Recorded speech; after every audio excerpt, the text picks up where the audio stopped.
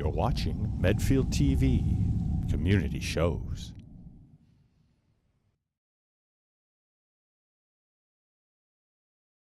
Welcome. This is the Board of Selectmen's meeting for December 5, 2017.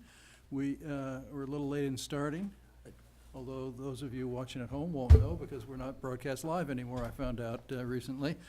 There's a discussion about that. Maybe we'll get an update on that later from Mike and Chris. We are starting a little late because we had a joint meeting with the Affordable Housing Trust Committee at 6:30 to discuss 9395 North Street. We always remind everybody that our meetings are being recorded, and we always start with a moment to show our appreciation for our troops who are serving around the world.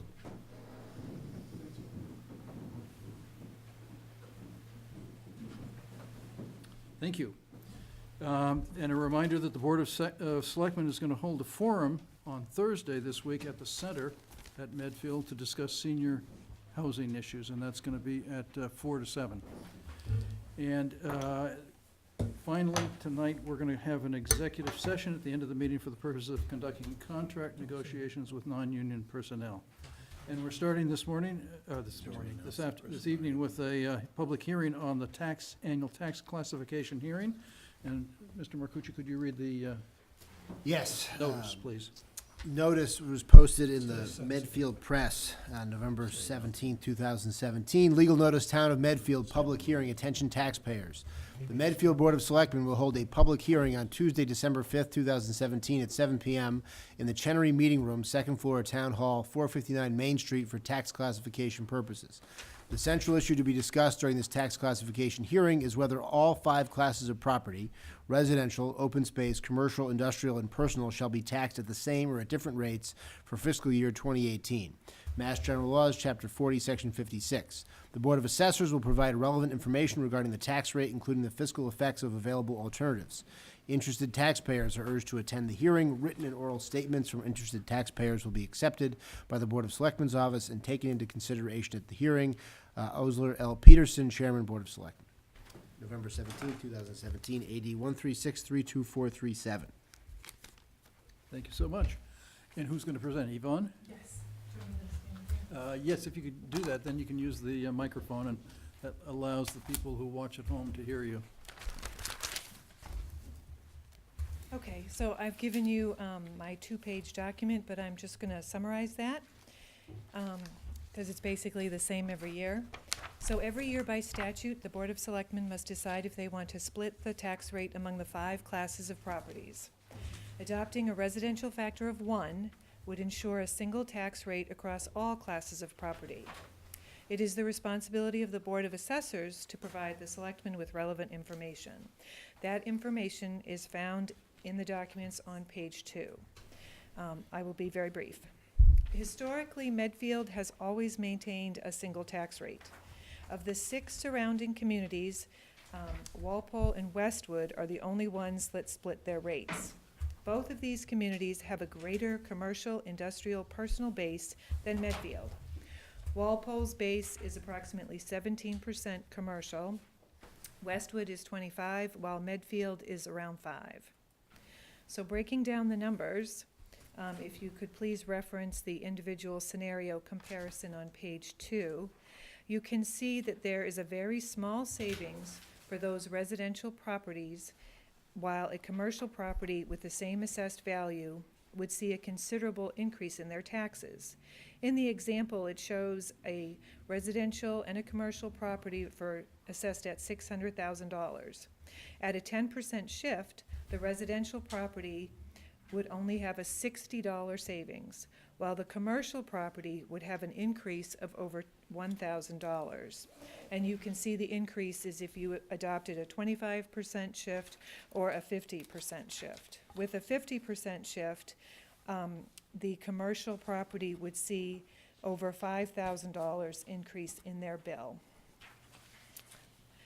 Historically, Medfield's commercial percentage fluctuates only slightly, as you can see from the chart on page 2. Therefore, with no large changes in percentages, the Board of Assessors recommends that the Board of Selectmen vote a residential factor of 1, which would maintain a single tax rate. Do you have any questions for me? Mike or Gus? No questions. Very clear, apparently. Thank you. Terrific. Um,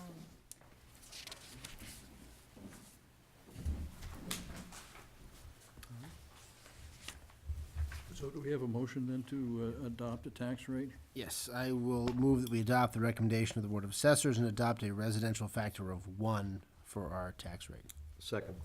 Any further discussion? Nope. All those in favor? Aye.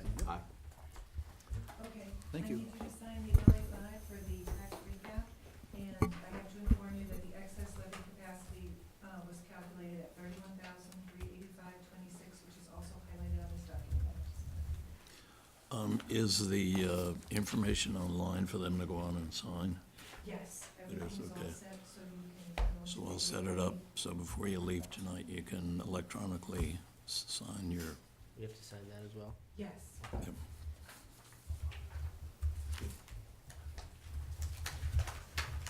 Okay, we have a OPEB Trust Committee appointment at 8 o'clock and Rockwood Lane basketball hoop discussion at 8:15, so we can go on with our other business action items, discuss Board of Selectmen 2018 Annual Town Meeting warrant articles.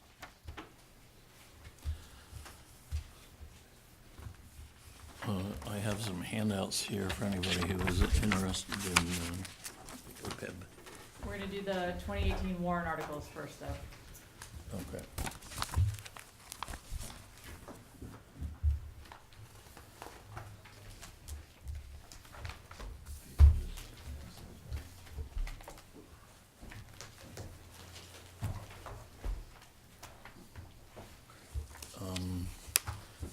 I also have a very rough draft of the articles to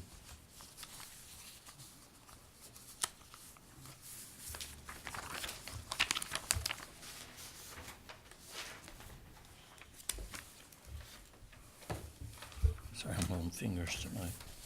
Chris, our new system is that everything in red is stuff that came in.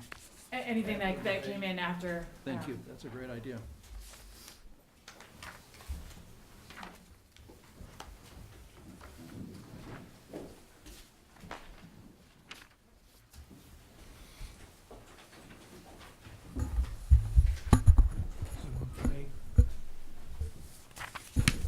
I should have spent. You got an extra one back there. You can have this one. Back over to Mark.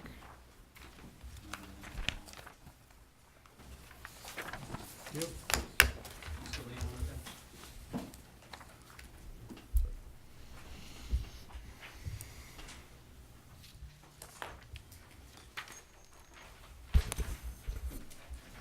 As you can see, this is very rough. Right now, we have just about 40 articles.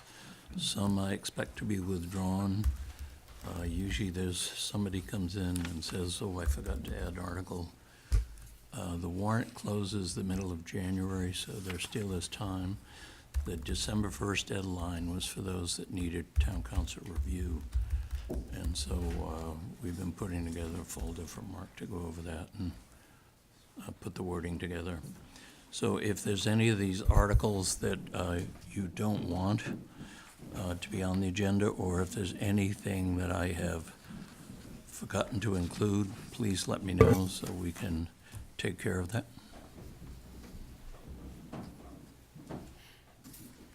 Okay, There is one, if you go to the next to the last article, Sarah Raposa gave me a list of articles that are probably maybe needed to implement the hospital reuse plan, and there was about 8 or 10 of them. I included that because I don't know whether you want to include it on the annual or the special town meeting warrant, so you don't have to decide that right now anyway. So. Yeah, my inclination would be to put it all on the special town meeting, do it all at once. I mean, I know the schedule is getting tight for the planning board to hold Yes. hearings yeah. on them. And so I think that obviously gets wrapped in with the overall issue of the hospital. But my initial reaction would be that should be, I've always kind of had in mind at the special town meeting, you would have a vote on the master plan, and then you would have a vote on the zoning articles to implement the master plan. The rationale, I think the committee evolved into that about a year ago, and it made sense, because if you don't do it that way, you get one group of people that may come and approve the master plan, and then depending on what another group of people may have in reaction to that, you may get another group of people that will show up for the two-thirds majority required for the zoning. So ideally, those two things would go together. The only thing I would suggest is that we might want to leave those as placeholders here. Right. Because I'm not prepared to put huge amounts of money on whether we actually are able to both get an approved master plan and approve zoning at the special town meeting. So as a fallback, it might make sense to leave these as placeholders, but the philosophy of having those two things get voted on together should stay no matter what. I imagine you'll want to meet with the planning board and the hospital reuse committee prior to making any final decision on that anyway, so. Actually, the way the charter reads, the Board of Selectmen have to approve the master plan before it gets voted on, so I think you can count on that, yes. And, well, I'm not sure the master plan for the hospital, okay. Right. Okay. But other than that, which obviously is, other than the 15 articles that you'd be adding for that, I mean, otherwise, there are only 2 zoning articles. Is that That's correct. fair to say? A special permit for multifamily dwellings and the Yeah, waivers for landscaping the requirements. marijuana one is a bylaw Yes. rather than a zoning bylaw. It's a general, it's a revote of the general bylaw to make sure that there's, because we passed it before the legislation authorized it. Now the legislation authorized it, but I don't wanna get into a position where we have to argue that, it's a nunc pro tunc situation. Okay. For the benefit of my fellow lawyers here. I just wanna make sure that, I've actually talked to the Attorney General, and she said, well, you're probably grandfather. I said, well, I don't wanna take a chance. There's a lot of money behind interest here, and if we don't want it, we wanna make sure it's totally defensible, so. Mike, Article 22, which is the beaver trapping, you have a question there whether it should just be covered under an operating budget. Yeah, that's how, in the past, you've said, why don't we just put it in the selectmen's budget or town I mean, that makes budget or sense to me, unless we're like going big guns after beaver in the coming year, and it's gonna be real expensive. Before you decide, Barry was in the other day, and it's trapping season, November 1st, April 15th.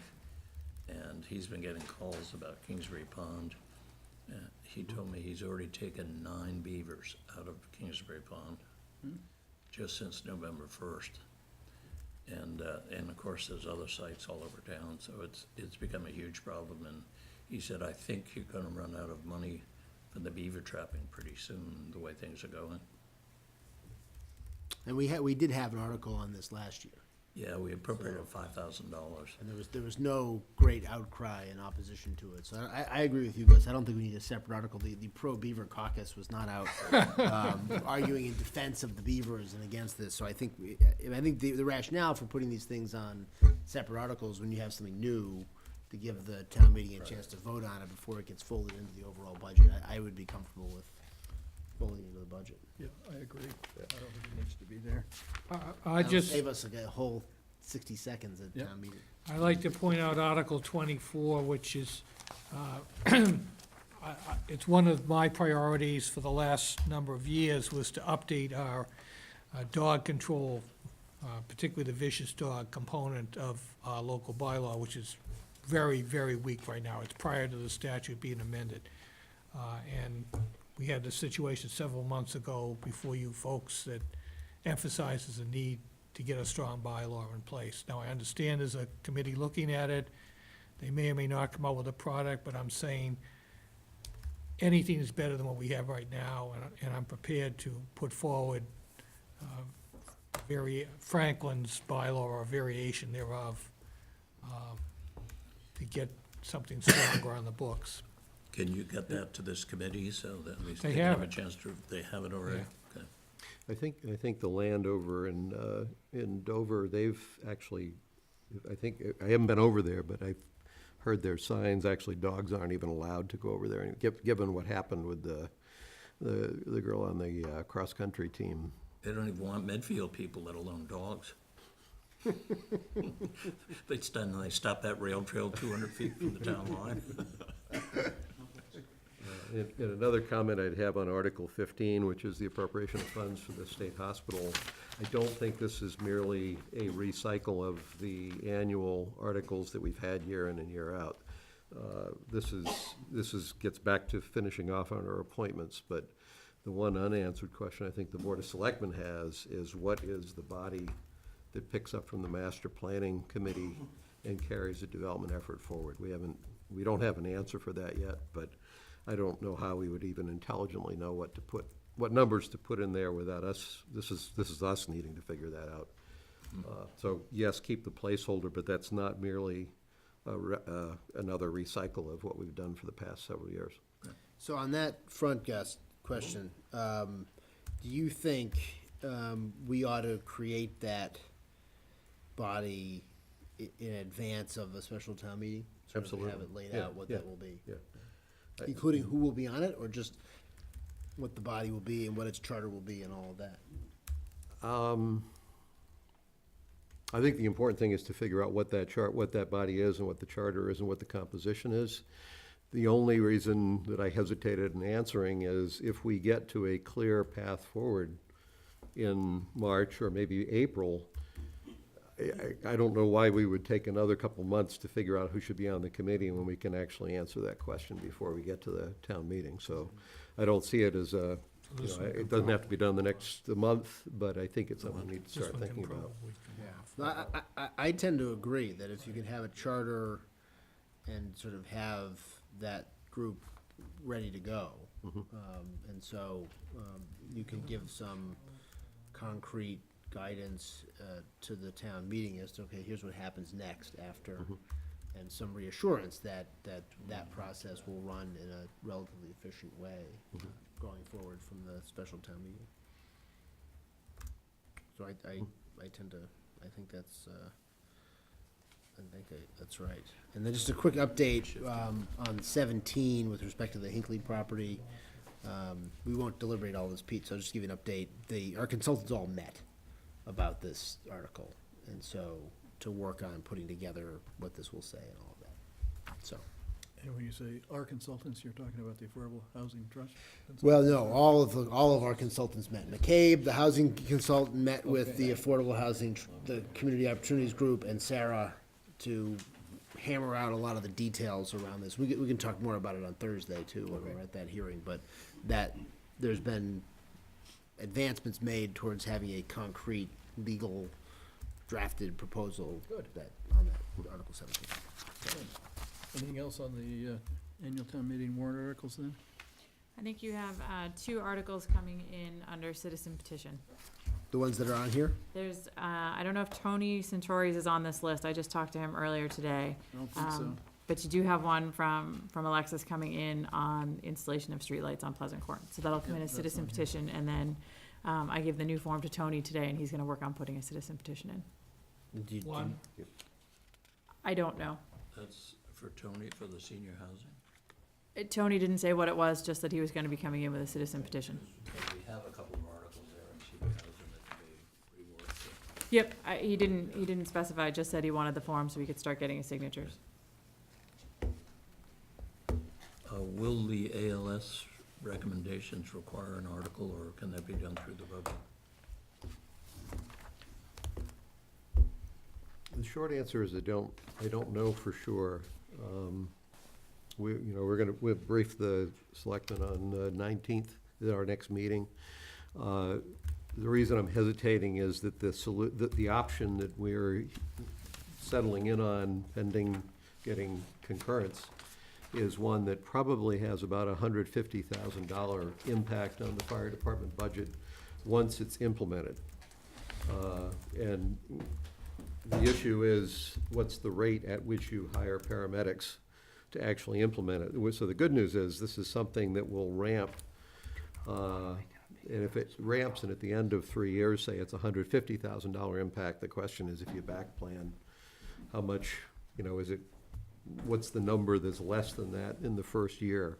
And is that a number that the warrant committee will be able to work with the fire department to get to work in, and there's no immediate need?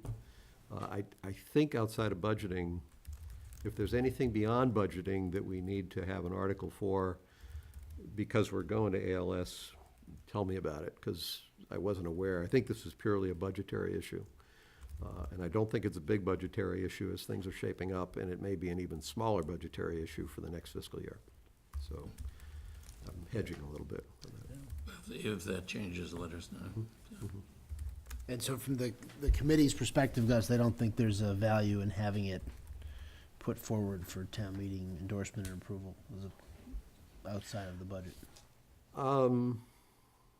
I think that's probably a great question for us to discuss at the next Board of Selectmen's meeting. I mean, the fact that if the fire department were able to develop its own ALS capability, just theoretically and saying they did it at no cost, I don't imagine we would be having a town meeting to vote on whether or not we should have an ALS capability.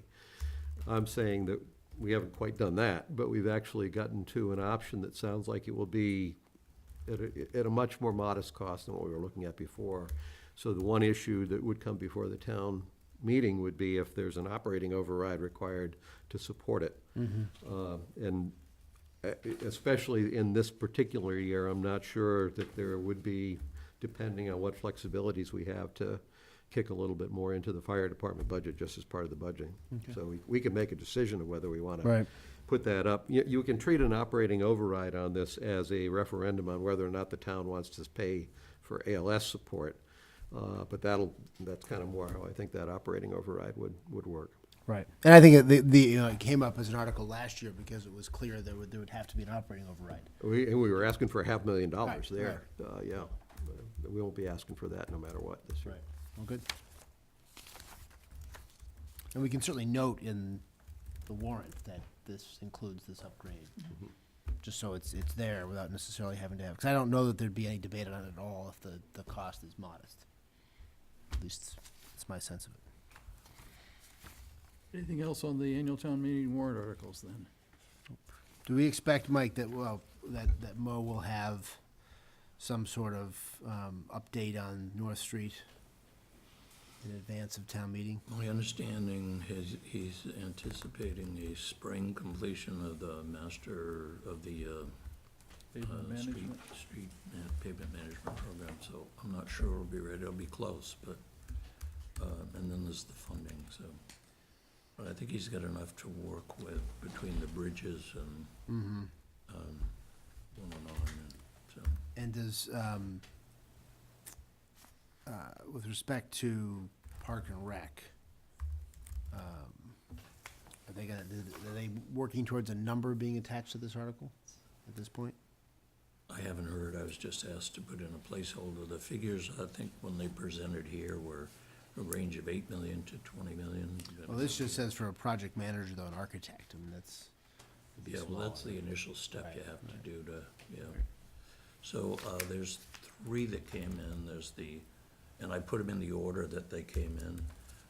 There was the Park and Rec, the Council on Aging, and then the school has received preliminary approval. It hasn't been voted on yet by the full board, but they expect it to be, I think, around the 13th or 15th for a Dale Wheelock School renovation replacement. So what they're looking for this year is a feasibility study, which they say the results and the report back from the state takes about 18 to 24 months. So I asked, well, what's the estimated cost of that? And they said between $500,000 and $1 million.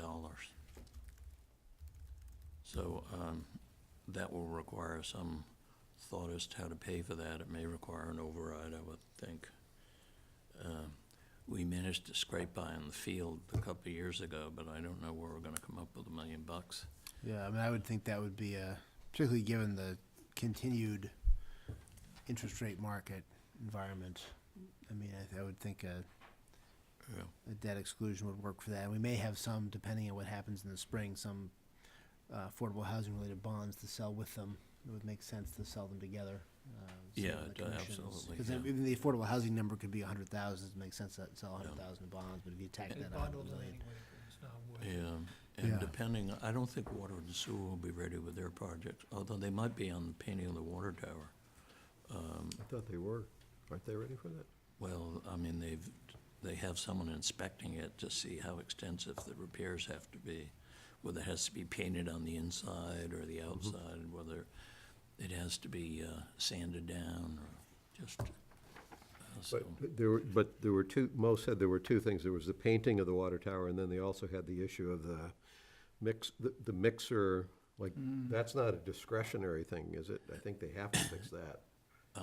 The iron manganese, No. Mixer this was- inside the water tower. oh, Some that's, just screws that's up the part of water. that, yeah, that will go in with the water tower when it's being painted. What they do is they drain the water Yeah, tower. no, I don't, what I'm getting at is, And so when they is paint there I was thinking there would definitely be something from Water and Sewer with regard to that water tower at this town meeting. It's on Oh, the list I here. think Yeah. there will be, yeah, yeah. But I think it will include that mixer in the base as part of the painting, so. To go back to the two articles you alluded to, there'll have to be a number attached to those for OPM and, or an architect or Right. designer, so. Mike, I've got a couple of questions, and I'm not trying to drive this on or off the list, I'm just trying to understand where we stand. The appropriation of funds for the project manager and architect for Park and Rec facility.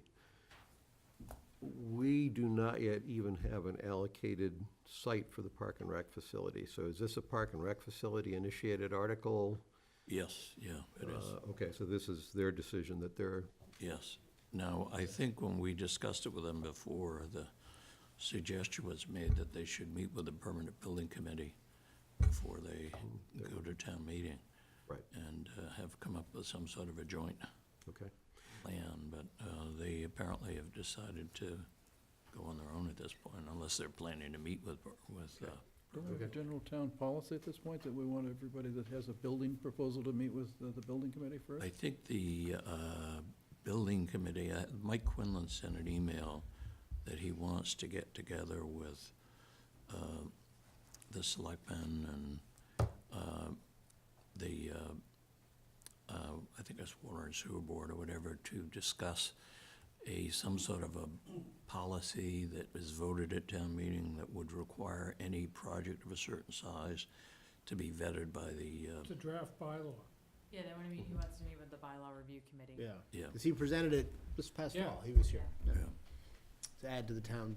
Yeah, I mean, quite aside from that, I guess, at least speaking for myself, a project for a large facility that doesn't go through whether there's a bylaw requiring it, it's like we have a permanent building committee and they're there for a purpose. It shouldn't require a bylaw for people to use common sense to go through it. So from an administrative standpoint, for this year between now and April, speaking as one selectman, we sure as heck better go to the permanent building committee.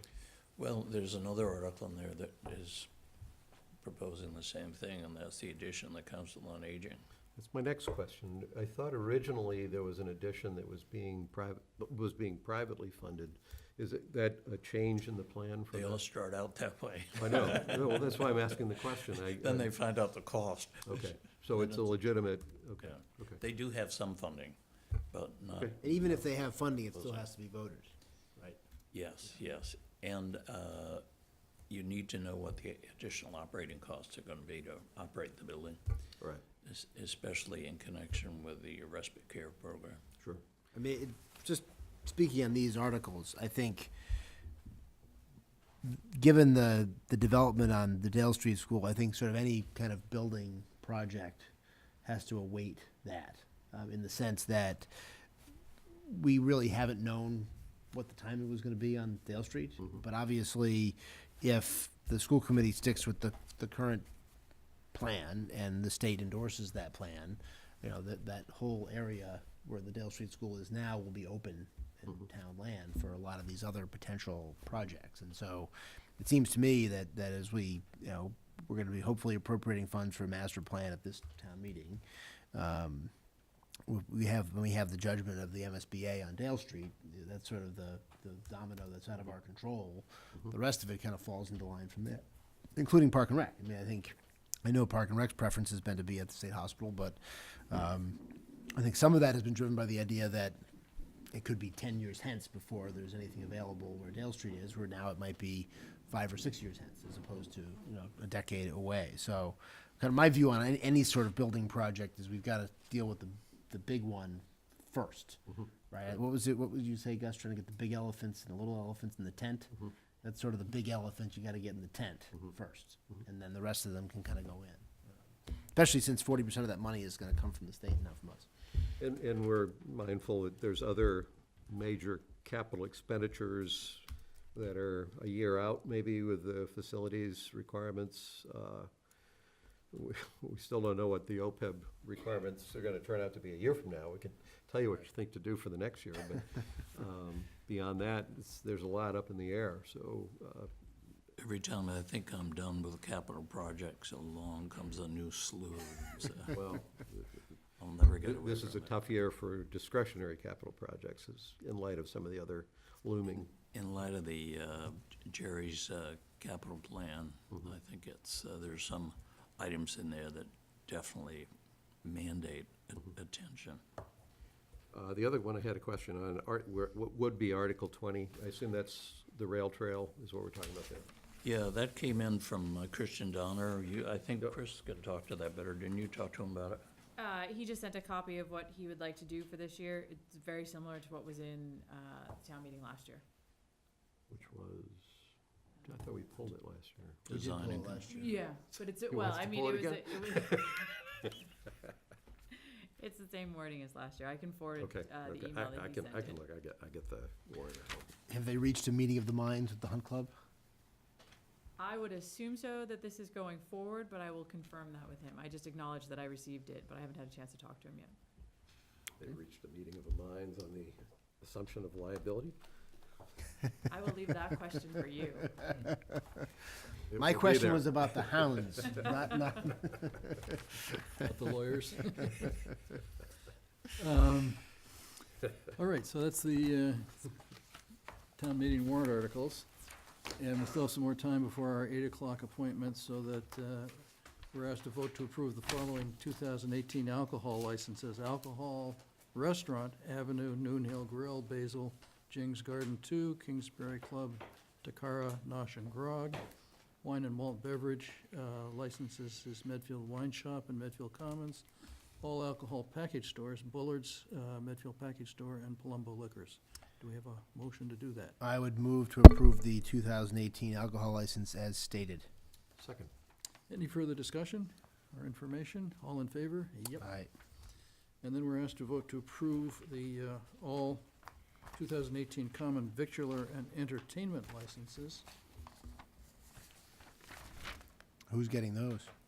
I can tell you. The common victular licenses are Blue Moon Cafe, Casabella, China Sky, Cutlets, Donut Express, Go Fresh, Italian Groceria, Medfield Donuts, Medfield Donuts 2, Medfield Subway, Papagino's, Royal Pizza, and Starbucks. And Gulf Resources. If you can vote to approve all of those, the only one I'm missing is the $50 check from Starbucks. But I think they're good for it, and they promised me it'll be here by the end of the week. Where is Gulf Resource? Just remember, they have a beer and wine. They have their, Medfield Commons? yes. They're Medfield Commons. So I would move the common 2018 Vittler and entertainment license as stated. Second. Any further discussion? All in favor? Yep. And the American Legion doesn't need one? They have, that a she separate has them license? listed separately under an Separate entertainment license, license. okay. They have a club license, an alcohol license? They do. Yes, they do, yeah. But I think they do that as a club license, a membership club, isn't it? Yeah, but it's, She did not have a separate vote in her folder for me on that.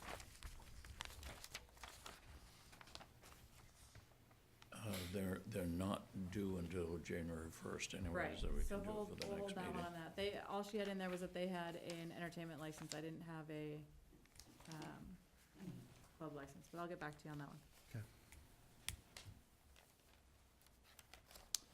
Our next item is DHCD, Department of Housing and Community Development, on the state level, notification that 71 North Street LIP application has been filed and comment period is open for 30 days.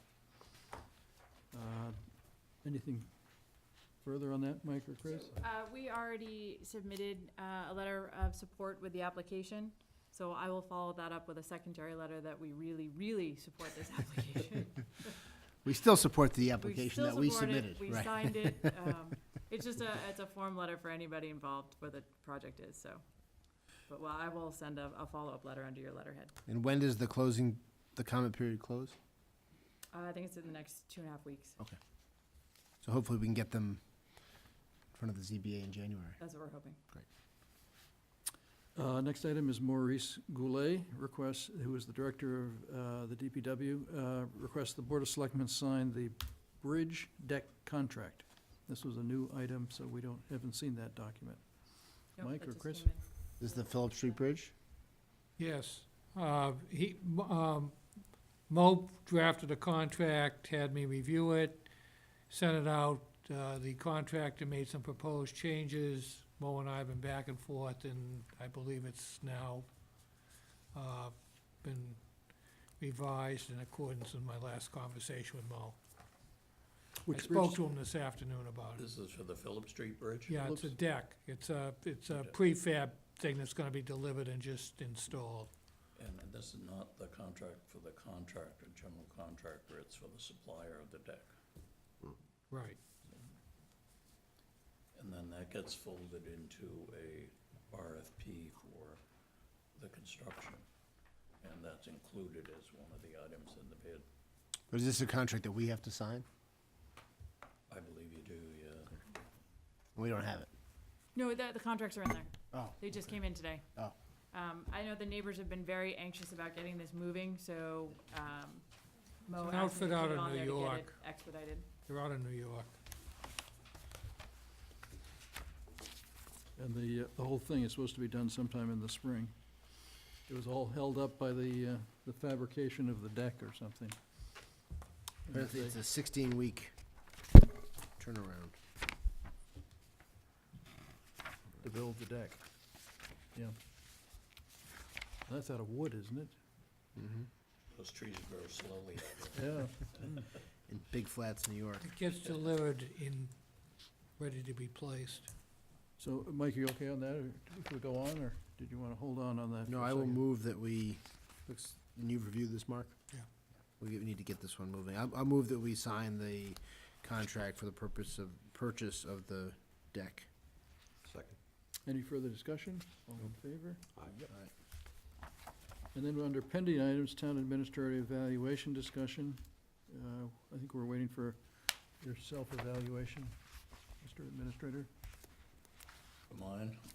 I think so. I decided since the insurance committee was coming tonight, I would concentrate on the insurance budget, and I Okay. finished that a little while ago, but All I right. will at that time. Seems like it's been a crazy couple of weeks. All right.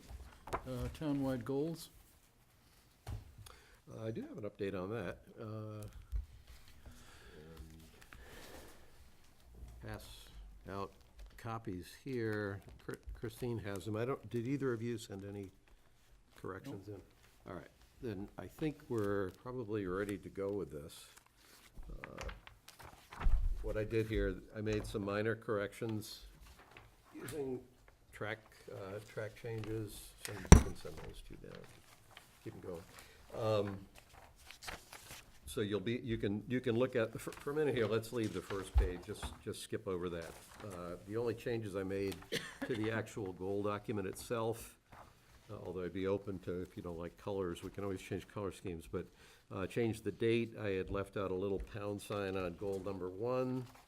The one place, if you go forward to goal number 2, on the third page, I simply editorially simplified one of the things that we had in the long term, so you can see what I got rid of, but I did it. We had discussed not simply focusing on OPEB obligations as the target for any major capital sales proceeds, but that we would in general want to apply those to long-term financial obligations, so I made that more general. Down at the bottom, there's a minor editorial change. And then on the last page, I did a couple, again, simplifications on the description of goal number 4.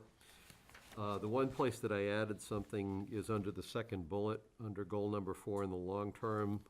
And I really did that in light of what the town is doing in terms of the Coalition for Suicide Prevention. There's a heightened sensitivity around issues affecting young people in town, and so I kind of felt like I had something I could put in there, not that we're doing it, but that the town is doing it. So I always felt bad this last page had blanks on any of the long-term goals, but on the other hand, I think these long-term goals are not necessarily selectmen-driven goals. They're actually, this whole document is intended to be a statement of the goals that the town has, not the goals that we have. So those are the changes I made. Given that, I then took a little bit more time.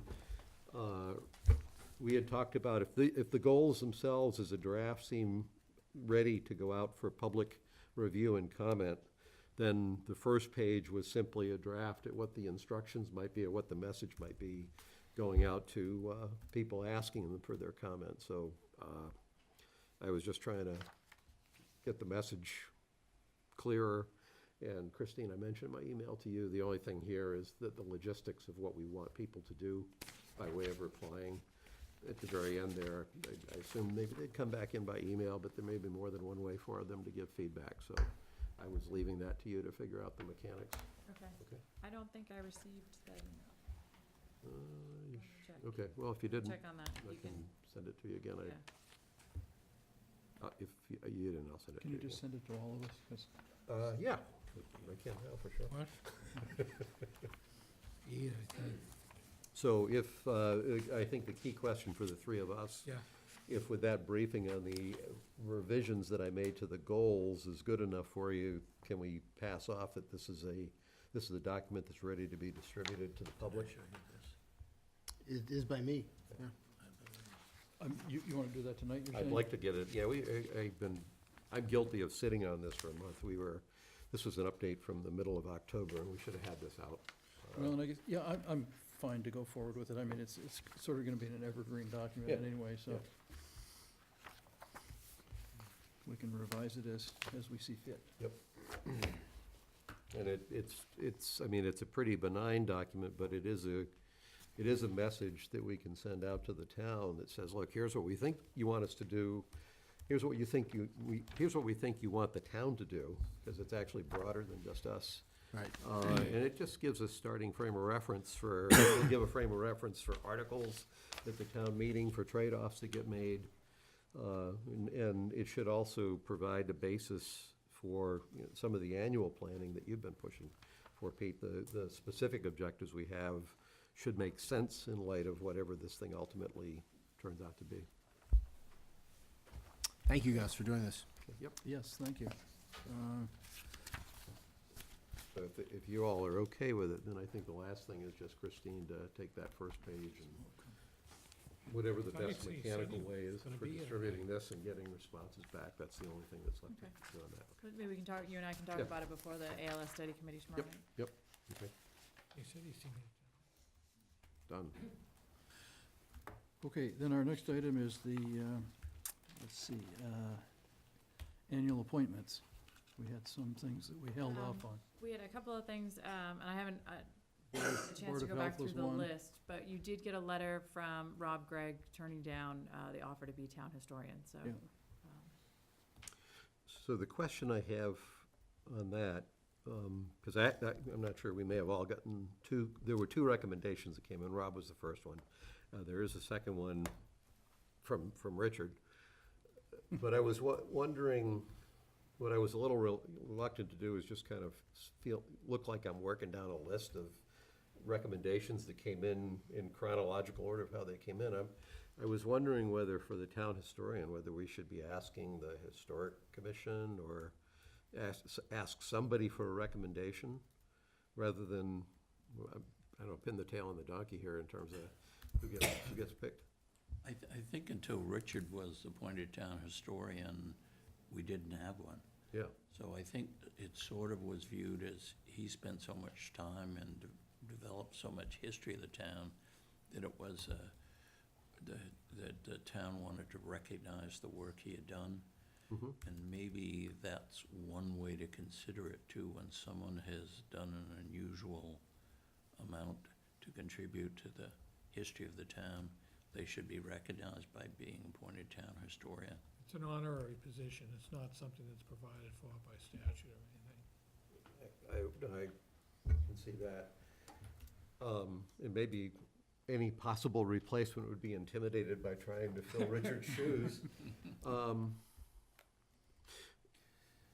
You know, in the UK, I've spent time in the UK, I've had clients in the UK, and one of the things that I learned over there is virtually every single town and village has actually sometimes a bunch of people that have just this, compelling interest in exploring and documenting the history of the town. And as I've thought about our town, and after the Christmas parade, I had a conversation, I think you might have been in on it too. You were standing next to me, so you might have heard it. But it was a relative new resident in town saying, I moved to Medfield from a really great town. I thought my town was great.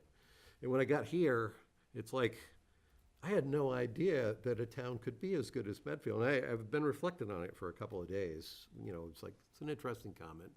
I agree with it, but why?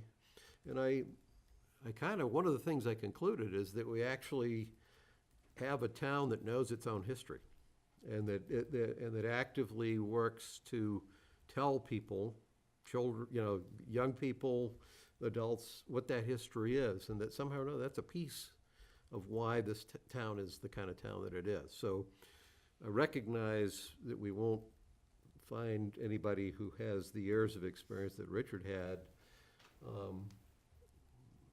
but whether it's statutorily required or not, it seems to me that's something that if we can find someone who's willing to step up to that, recognizing that we won't put the bar up where Richard was holding it up, it's a good thing for our town to have. Now, if we can't find anybody to do it, then then we'll fall back on the statutes. But I think asking the Historical Society for a recommendation would be a good idea.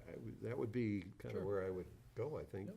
And just generally publicizing it, that it's an opening that we're gonna fill, and if anybody wants to put their name in the hat, that's fine too.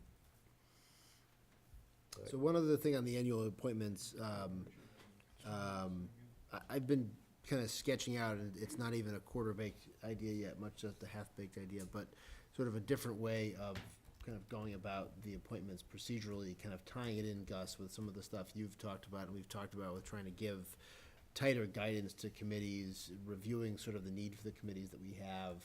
And I think it would be useful to kind of build sort of an annual process for that, whereby we review, putting aside the committees that have an actual statutory mandate. If we I need to sketch all this out, and I'll put this out in writing, but had sort of a fixed process each year. Committees have to review their own, set up their own proposed goals, then they can come back to us. We'll give each of them sort of, here's the agreed upon goals for this committee for the year, and then also part of that review is, is this committee still necessary? Check yes or no, right? Kind of.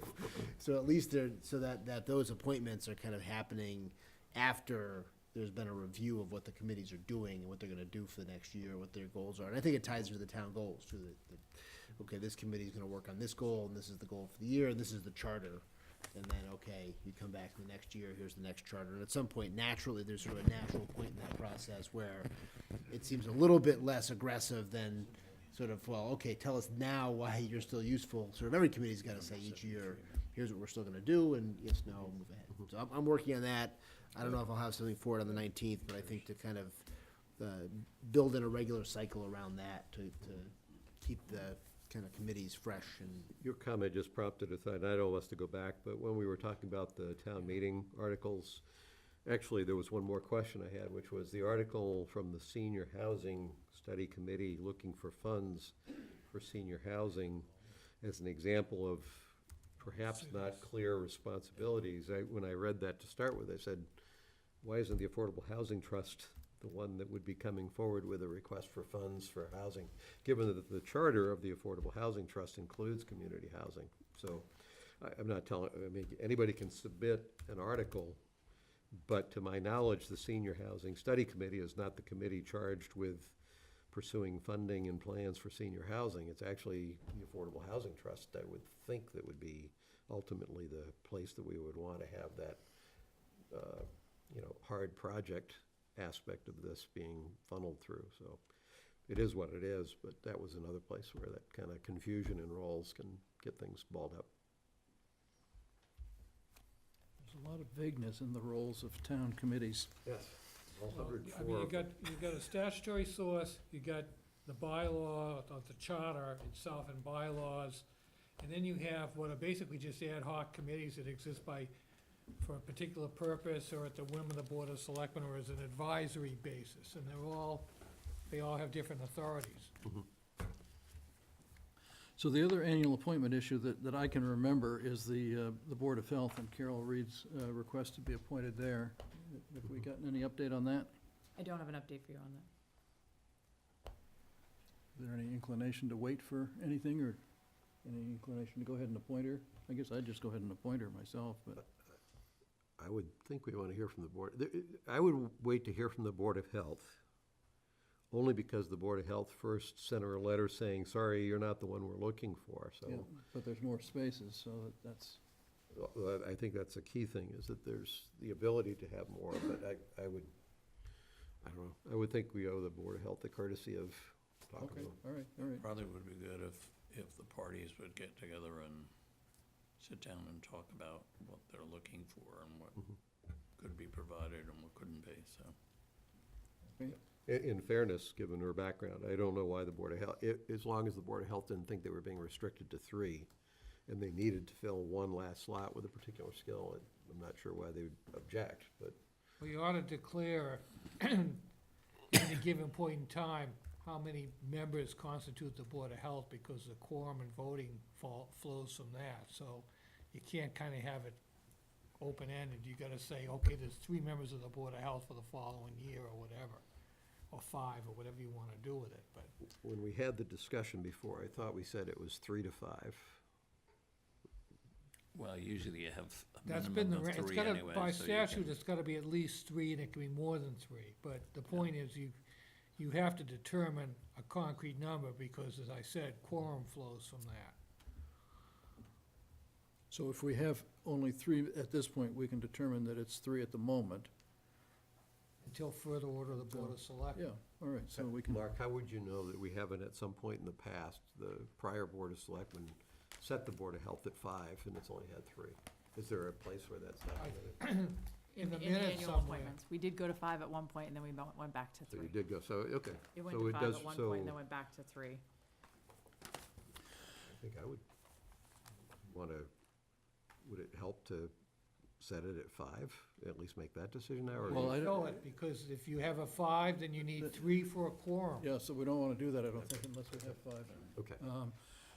So maybe we can just do the Veteran Service Officer before we deal with our 8 o'clock appointment, because I'm guessing there's not much of an update on that. Yeah, I'm meeting with a town administrator from an abutting town on Thursday to discuss the Okay. possibility of combining the functions, so.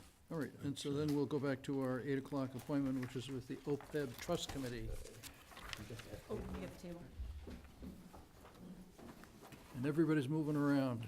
We'll see Well, where we they end brought a up. Before you do that, Chris, we brought a projector, but actually, if you don't want to project, Peter, I mean, looking, it's not a Yeah, super but- huge, would it be just as easy for us to work off that, because it's gonna take us 5 minutes to set up, and I'd rather do that. Don't worry about it, why don't we do it just we'll do it off the presentation. So we have about 15 minutes, right? We have 15 minutes, Before the and next for the folks agenda from item. Medfield TV, if you would like the copy of the presentation electronically, I can send it to you, I just need to know where you want me to send it. I'll give you my email. Thank you. So I'm going to bring us through a brief presentation of the OPEB liability. Feel free to ask questions whenever you like. Today, we're here basically to make a recommendation to the town to adopt a written policy to fund its OPEB liability. And the OPEB, the members of the OPEB committee recently took the idea of funding up only a few weeks ago. So it's a relatively new idea for this committee. The OPEB committee is initially charged with overseeing the investments of any funding in the trust, the OPEB trust fund. So we're doing that, but we recently took this on. And the members Just to be clear, we haven't taken it on to the point about clarity of committees. You haven't charged us to do this, but you didn't have anybody else to do it, so we took it on as an extracurricular thing. seemed like a logical place. Just being cautious not to get us Yeah. committed to doing this every year if that's not what we're doing. Okay, so the members are Mike Sullivan, Georgia Clivis, Roy Rashido, Gus Murby, and Peter Moran, me.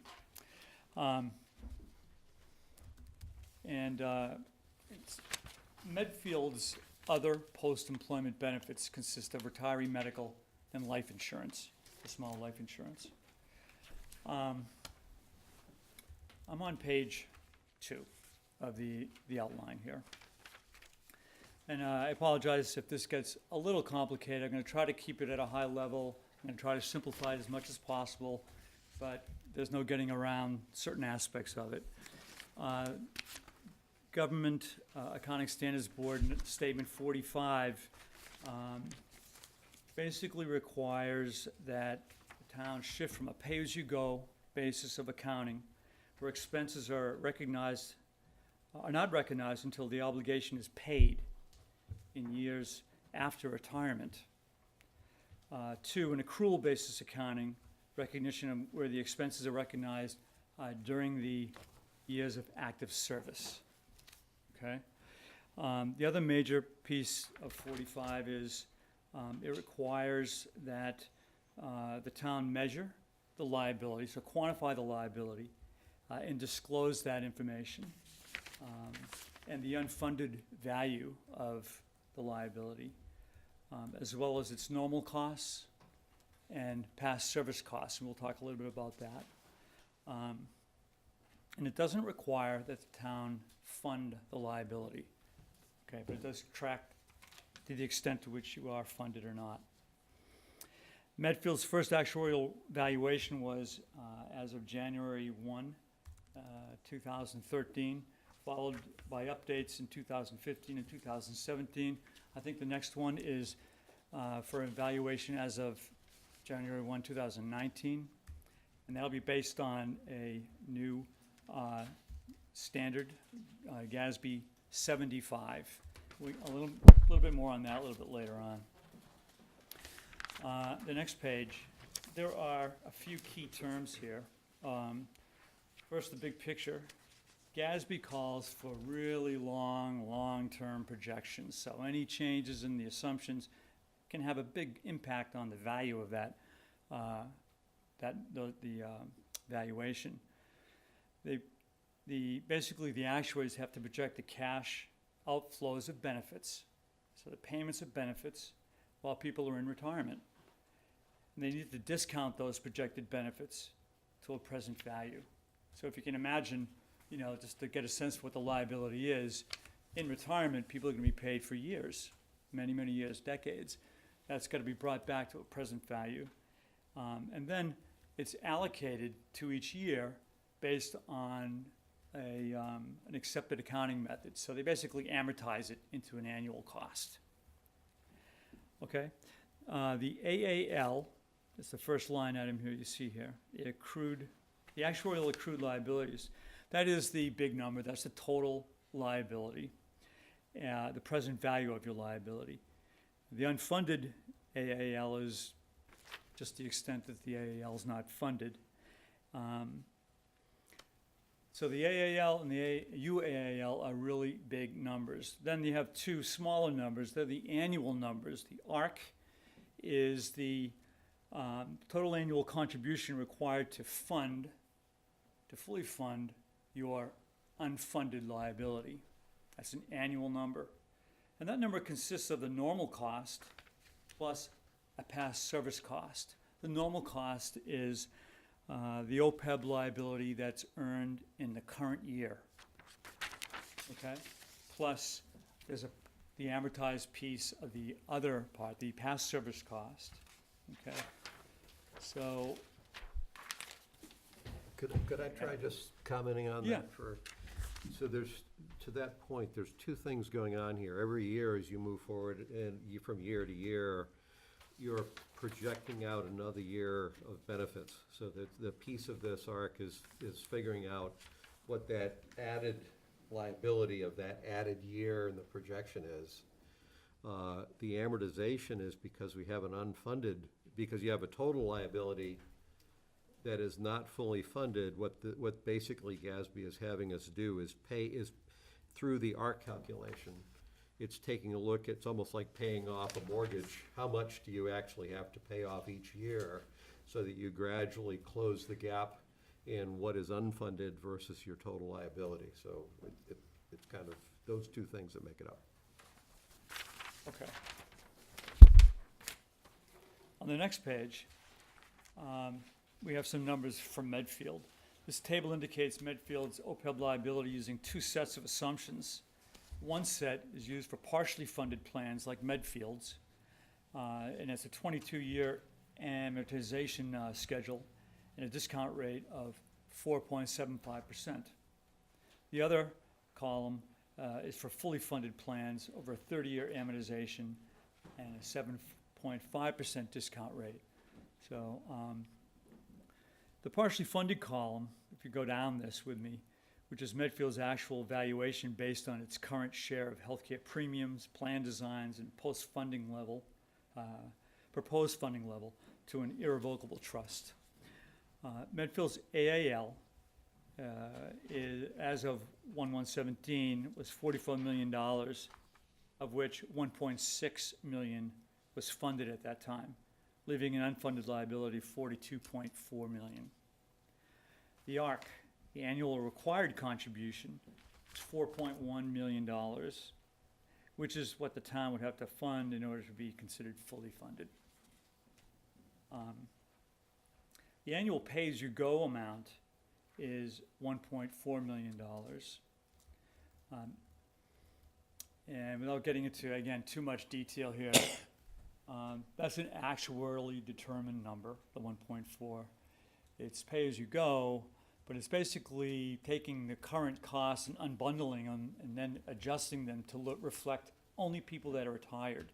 So currently, early retirees, people not eligible for Medicare, participate in the active medical plan, and the town pays the active medical premiums for that. What they're doing here is they're increasing our actual pay-as-you-go, which is around $800,000, to about $1.4 million to make it look, to reflect what the actual cost would be if it was just retirees in the plan. Okay, so if you had any question between pay-as-you-go and actuality versus pay-as-you-go, what the actuary determined, that's it. But that kind of actuarial move, if you will, assumption, is prevalent throughout this entire set of the entire set of assumptions used to develop the $44 million number. Okay, and you can see. So Peter, Yeah. just to make sure I'm understanding, the actual pay-as-you-go number is 800,000, not 1.4 million, you're saying? That's right. Okay. But for accounting purposes, this statement is saying you have to account for it, and it's 1.4 million. Yeah. So you'd have to assume that, which is something that doesn't exist really. But you have to assume that the retirees don't participate in the plan, that the premiums are actually developed based only on retirees. So that's the liability that you have to you're seeing here. Peter, can I jump in here again on this chart? Because this gets right at the heart of what the three of us and Mike and everybody are wrestling with. So the pay-as-you-go that we're credited for is the 1.4 million. So look at that as, regardless of what we actually spent, we have earned, we've covered 1.4 million of the liability that the actuaries attributed to us in the past year. And then we added another 400K. So our total contribution, you could say, is 1.8 million. If you look at the $4.1 million arc, that says, boy, are we screwed up? Man, we got 1.8 million, we got a $4.1 million is what we should be spending. But then if you look at the number next to it, which is the $2.6 million number, this is the same liability calculated using a different set of rules. And the two main differences are that that second liability is giving us 7.5% discount rate versus 4.75% discount rate. And it's taking 30 years to pay or to close the gap on the liability versus 22. Now, a discount rate on an investment is a function of what you think you're gonna get on a return in the market. But this particular system is using the discount rate, the reduced discount rate, to assess the likelihood that we will not follow through on our commitments to fund this. So you gotta, it's GASB coming up with a way of saying, you know what, if we use a bigger whip on people, they'll probably put some more money in. So I don't wanna simply say the $4.1 million doesn't mean anything, but for my money, the $2.6 million number is a far better number when we want to assess how screwed up we are. We are putting $1.8 million into something that the fully funded kind of market-based discount rate and a 30-year payback period, we're only 800K short of what we would have to do to be on a trajectory that over 30 years, with a normal return in the market, we could close that gap in 30 years from today. Is the fully funded calculation based on a fully funded separate trust account, or is it based on the amount you're contributing each year? So both of those calculations, the fully funded and the GASB compliant calculation, assume, because both of those are assuming sort of a non-standard interest rate. Medfield does have, I think the standard is like 4%, and we're at, or 4.5%, and we're getting 4.75% because we have a little bit funded. So they're based on the level of funding that you have in place. If you're on target to have your liability paid off at the end of the amortization schedule, so you'd be funding your ARC every single year, then you're 100% funded. And if you can do that, you can use more favorable assumptions. So It's the second of my two options, right? So fully funded means you have allocated the ARC to your annual budget, not that you have, for example, if you consider a pension fund fully funded, Yeah. it's fully funded when the amount that's in your pension fund times the estimated annual return is equal to the amount you're going to pay out in the future. That's a fully funded pension fund. That's not what they're talking about here. They're fully funded there was, when it was first calculated 8 years ago, where there was a 30-year, horizon. If every year we had religiously paid the ARC that was calculated to where we were literally on track for that 30-year closure based on when this first came into effect, we would be viewed as being fully funded because it's like being current on your mortgage. Right, fully funded is, that's what I'm saying, it's based on the annual payment, it's not fully funded in the sense of, again, It's not that you have. right, like you're a on million- target that's to be correct. fully funded. right, which you could change, which you could, right. So my question would be then, how much would we have to have in the trust fund today to be considered, not necessarily from a GASB standpoint, but from an actual standpoint, how much would we have to have in the trust fund today to consider our liability fully funded, such that we could project over the next 30 years that all of the premiums that would be paid for retirees would be paid out of the trust fund and not paid out of the annual operating budget? What's that number? $28.6 million. You'd have to have 28.6, that seems to be way, way too high. I mean, 28.6 million at It's better than 7.5% compound I- annual interest rate over 30 years is like, that would be a $100 million liability. If we had $28 million in the bank and we could project a 7.5% return over 30 years, Yeah. I mean, that would cover a $100 million, right? Roughly? We have, I hear what you're saying, and I think It should be more like $12 million. 18. Right, 2 million a year times the 9 years is the 18. Right, but if we had $18 million in the trust fund today, right? Be considered fully, well, You could pay all of our premiums out of the trust fund, as long as we were making contributions to the trust fund annual in respect of the current normal cost. well, we wouldn't have paid off the full liability. The full liability, as Peter had said, would be 28 million. If we were to go and borrow to pay off that 44 million today, it would be, what, 28 million? That can't be, Yeah, that but the can't be thing is, right. let's just take a, That can't be right, though. If Yeah. it's $44 million over 30 years, right? yeah, I think it's somewhat, we're talking maybe different things here, because,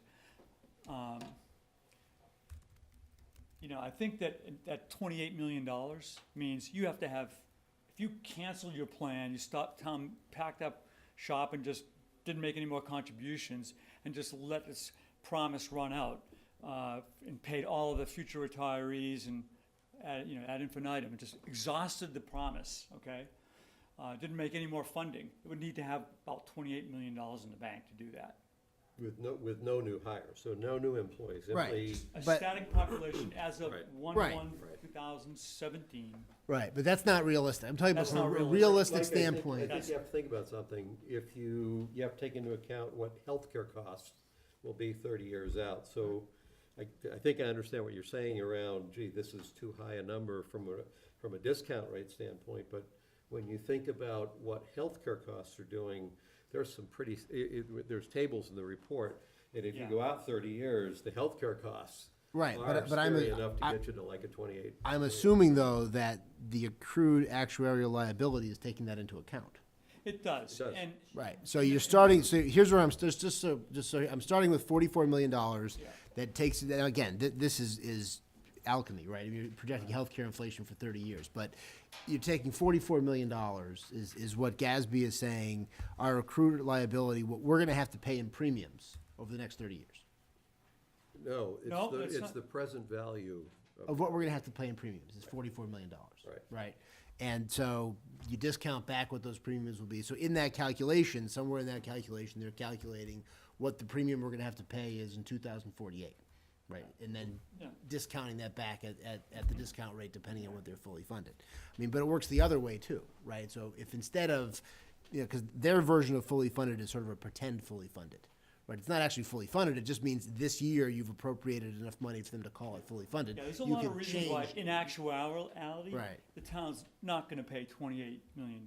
Right, and that's what I'm trying to understand, That's the way they because, generate these numbers. It's Right. an accounting entry. right. And so it sounds like they're not necessarily really giving you that much credit at all if you had, let's say we had $20 million in the trust fund. Yeah. Let's just say today we had $20 million in the trust fund. What would these numbers look like? What would they, I mean, Yeah, I mean, I'm sure that would be enough to take care of your liability way, way many times over. right. And so that's what because I think one of the things we have to think about in doing this is, there's different ways to fund this, right? There's the way to fund it that they say you should do it, which is $4.1 million a year, which would be a massive. Well, it's interesting. They're not requiring you to fund it. Well, I'm talking about if we want to look better, Yeah. right? If we want our. If you want to get the $44 million, I don't know why you would. Right, but what I'm wondering, for example, if on this recommendation here, you're talking about $480,000 a year in contributions, Yeah. right? Would we be better off, rather than making $480,000 a year in contributions, would we be better off borrowing as much as $480,000 a year in borrowing payments can? That's where I chime in. Okay, good. Good, Sam, But I don't Rachel, wanna do you have cut a off. microphone that you can give to? I don't mean to cut you off, I'm just trying to understand. Go on. Georgia and to Joy, please. You should finish, I didn't mean to take over the conversation here. I love the way you got right to the last page, frankly. Bottom line, yeah. So with respect to borrowing, it is extremely unlikely that we would be able to get any type of special legislation by the legislature to borrow for our OPEB liability. Why is For, that? for Southwest, our financial advisor, state administration and finance team, they are against approving any type of legislation because these numbers can change on a daily basis, and they're based on estimates. No community in the state of Massachusetts has gone out to fully fund through a borrowing their OPEB liability. Right, Wellesley did it through an operating override. They did, but they didn't borrow the full amount. And it took them 3 times to do it, and I believe it was a few years back, maybe 10 years ago. Yeah, I believe what they did is they authorized adding $2 million a year to the tax levy for 10 years, and for a total of $20 million. And they put that money, along with excess funding in their pension fund, into the OPEB trust. Unfortunately for them, as I understand it, then the stock market crashed and some of their investment was gone. I think they've recovered now. But that's one of the dangers of borrowing the money. If you borrow the money and invest it, and your investments go sour, you could lose money. Rather than solve the problem, you could make it worse. So, Well, I mean, it's gonna go up and down, right? I mean, presumably, if Yes, it's yeah. it's invested with prim, it's gonna go up, you know, when the stock market is down, it's gonna go down, when it's up, it's gonna go up. I mean, I'm a little concerned with some of the actuarial assumptions in these things because, for example, they assume that employees who have left the employ of the town but worked 10 years, so are vested, may come back someday and enroll in the town's health insurance.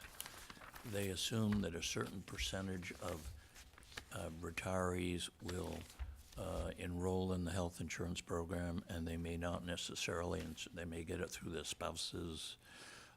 We also have had the experience in the last few years when any employee who is eligible for Medicare, any retiree who's eligible for Medicare must go in a Medicare plan, and that's either on their own or through a spouse. So you can, and then they have age assumptions about how long people are going to live. So they're assuming, I think they're up to 85 or 90 years old now that people are going to live. And they assume a certain percentage of employees will take the health insurance. So it's full of assumptions.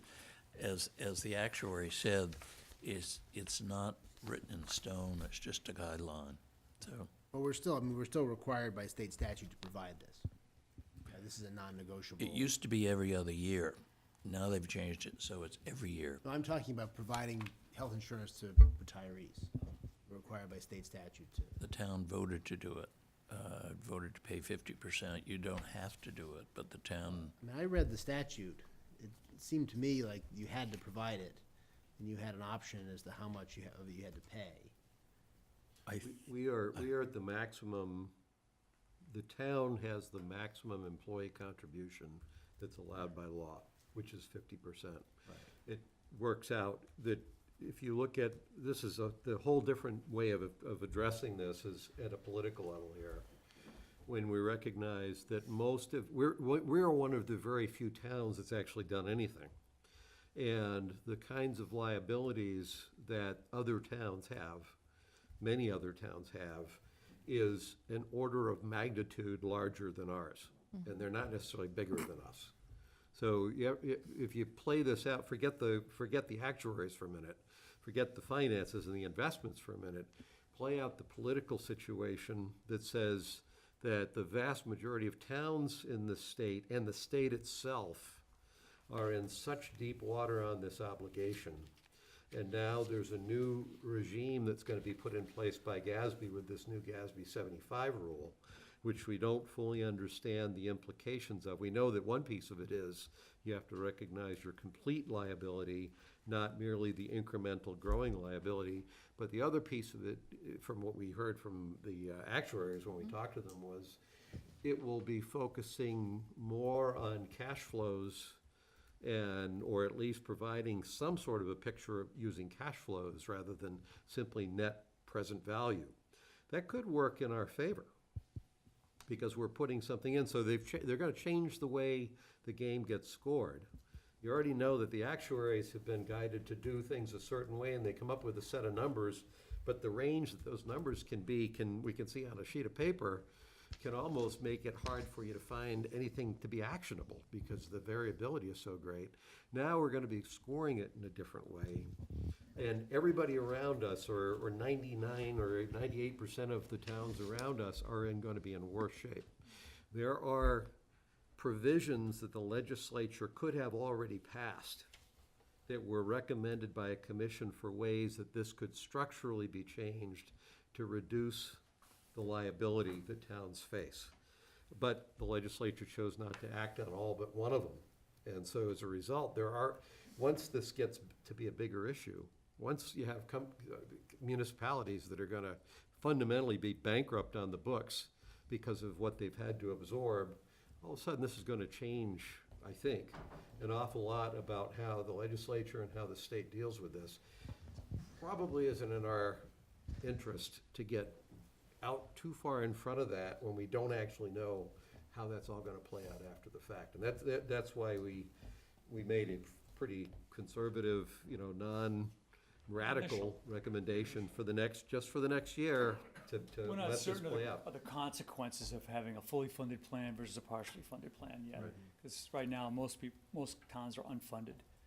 So, I mean, it seems to me, on the actionable point of it, I mean, if we're required by state statute, as I think we are, right? Because one option would just be to say, look, we're gonna treat this like a normal piece of employee compensation.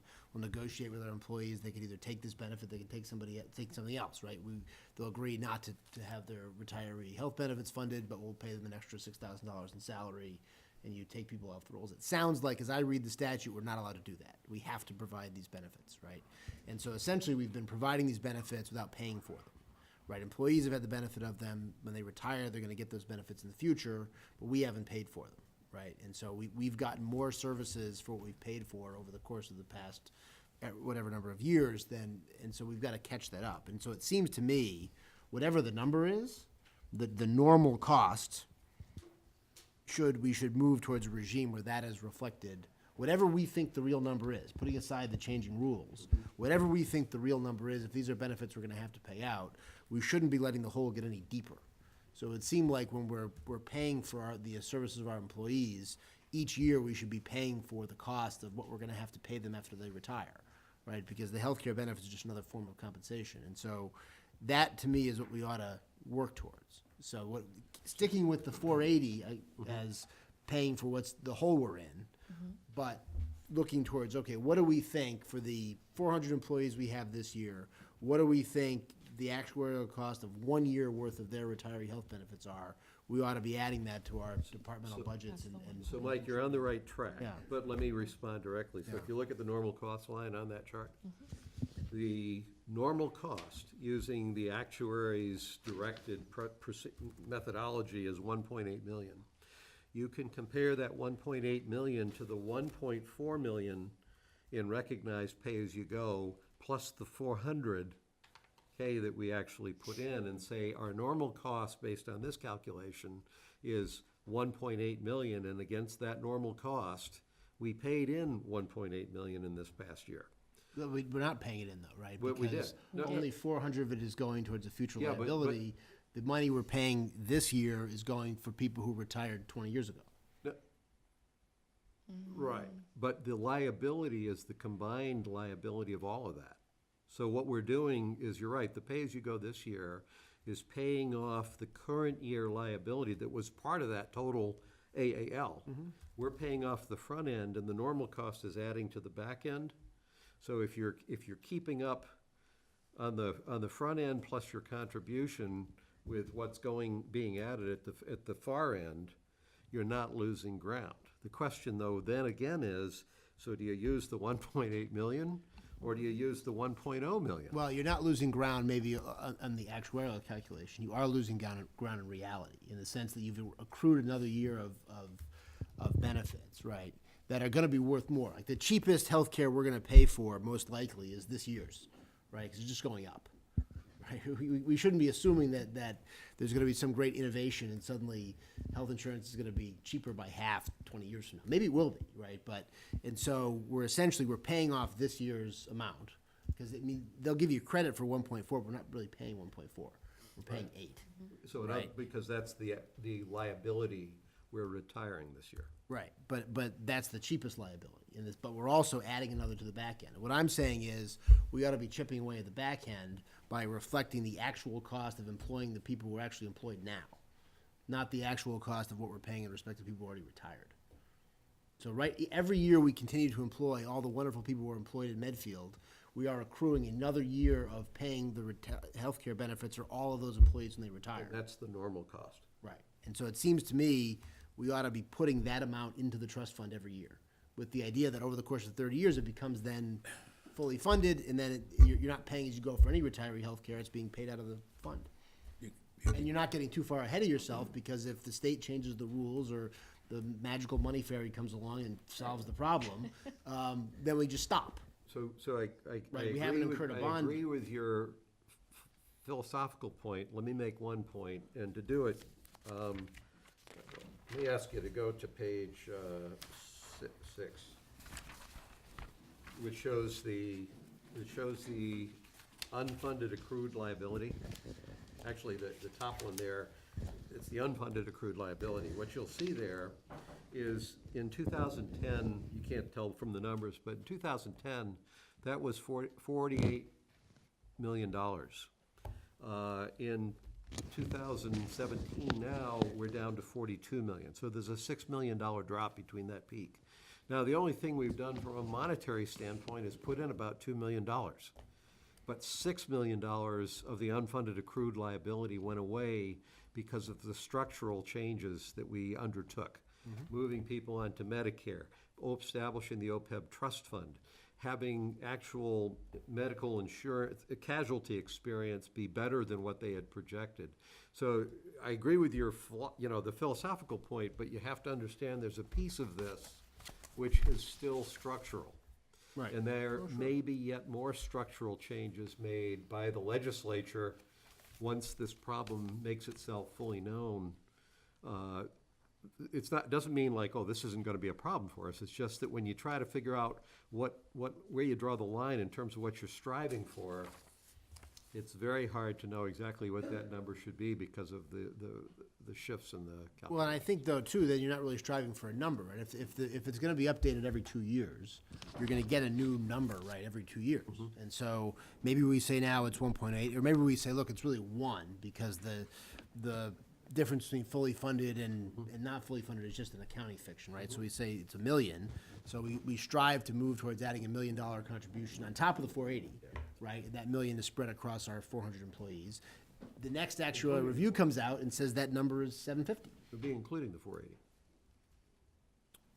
Including the 480, right? So you'd add that on top of, you'd make that contribution, I think that's, and then you'd allocate that departmentally, and then you would say, okay, this is what we're gonna do, and then it changes, then it's 750, right? But at least in principle, you're not actually getting deeper in the hole on the back end for our current non-retired employees.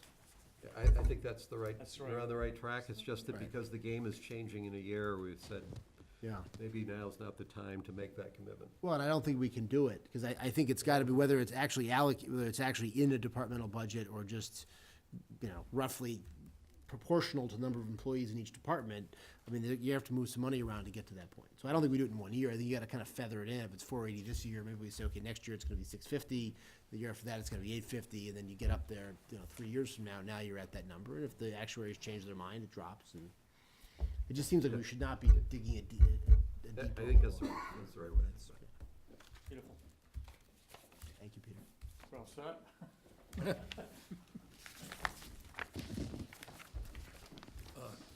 The other thing, Mike, when you spoke about $20 million is more than we need in the fund to pay our annual obligations, I think what the purpose of the fund is to invest it and use the interest earnings from the fund to pay the annual obligations, and then appropriate to the fund the annual obligation.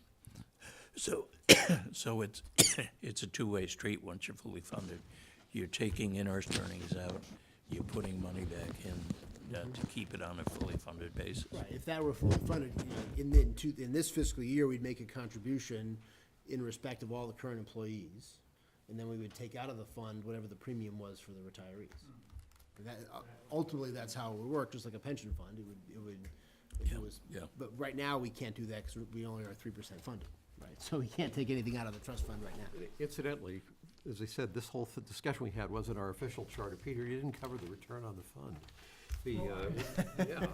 Just for the record, so people recognize, 12.77% first-year return on what we put in, and as as of the end of October, we're sitting at 2.8 million, having put in around 2 million.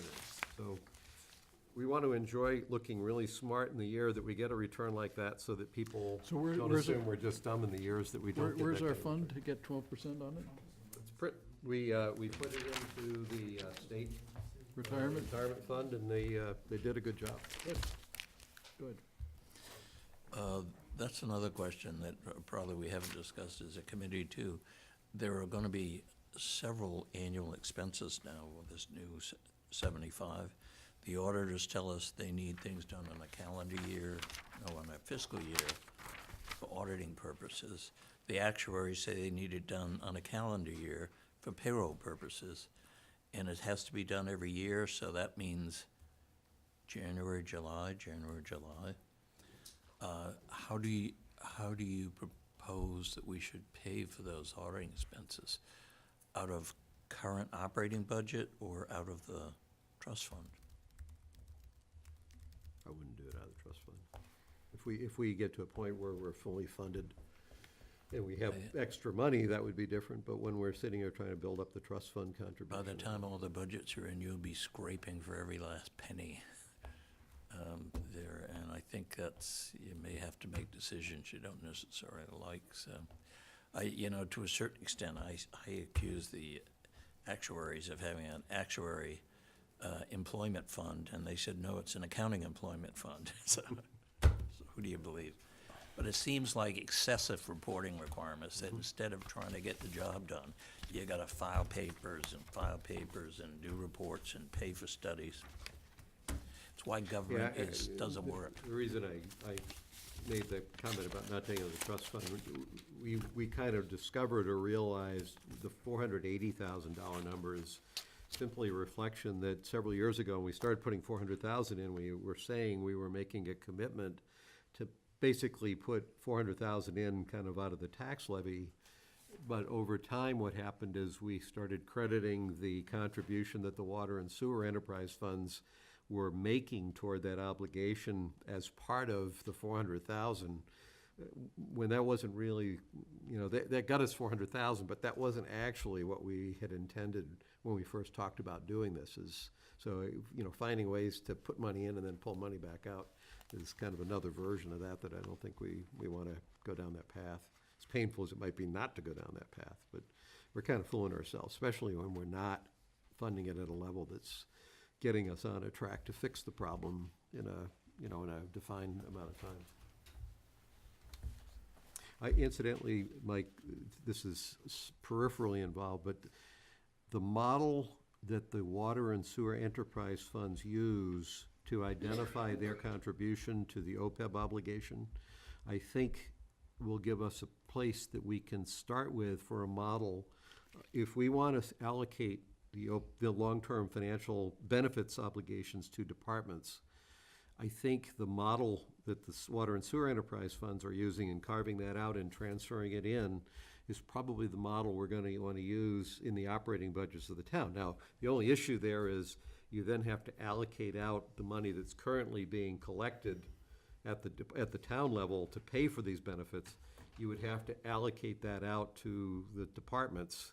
So it's a bit more of a lot of it's almost bookkeeping, but you'd have to allocate that out. So you can't just kind of cut their budget to cover this. You have to give them what the town is already paying, and then from there forward, they have to figure out how to basically manage if they add staff or anything like that. They'll have to recognize the full cost of that staff in their budget.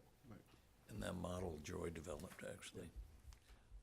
In fact, she put that together to give you an idea what would be required if you were taking the funding for the other sources, is what, 495,000. We've been thinking we've been putting 400,000 in, and actually we're only putting 315,000 from the general fund. The rest is coming from other sources. And of which a good chunk has been a transfer of free cash as well. So in terms of tax levy contributions, it's been modest, been lower than that. I mean, it's a good use of free cash. I mean, it's transferring into any sort of long-term trust fund is a good use of free cash, so. So now we're up to our 8:15 appointment, Rockwood Lane basketball hoop discussion. Who's leading that? They really had to suffer to get their discussion, to sit through the OPEB discussion. I'll test you before you leave. Just you need a mic, whoever's gonna talk, So should have a microphone. there's a microphone there. That allows the people at home to hear you. We can tell you're an accountant because you both are still awake after the OPEB conversation. He's not, he's a doctor. Does this work? It's working, yeah. So thank you for seeing us. Apologize for sort of not being here prior to this. We just really wanted to come in and talk to the selectmen about what possible remedies we could have and allow us to keep our children's basketball hoop. Given the letter we sent and the facts that we sent out, really just wanted to hear your perspective and if there's anything that we can do. And again, sort of apologies for not dealing with it sooner, sort of life, kids, et cetera. We should have been here beforehand. So just really curious if there's, given our letter, if there's anything specifically that we could do to allow us to keep that hoop. It'd be really helpful. Can I just have your name? I'm sorry. Yeah, sure. Bjorn Jacobson, and I live at 6 Rockwood Lane. I'm happy to start if you want me to. Sure, go ahead. First off, once I understood from your letter that this was something you had done when the street was private, my perspective on what you had done totally changed. I was reacting pretty strongly to the idea that somebody just unilaterally modified a town road, but you didn't.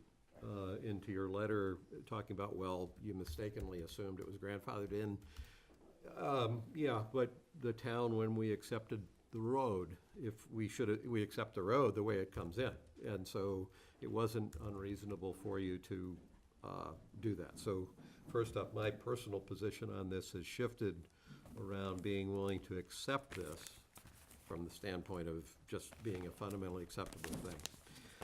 I had 4 issues, and Mark, you can help out with this. I do believe there's a safety issue with a basketball backboard that extends 8 feet into any road when the bottom of the backboard is at 5 feet 9 inches. So I think there's a safety issue we got to sort out around how to do that and, you know, how to manage that in a way that we deal with the safety.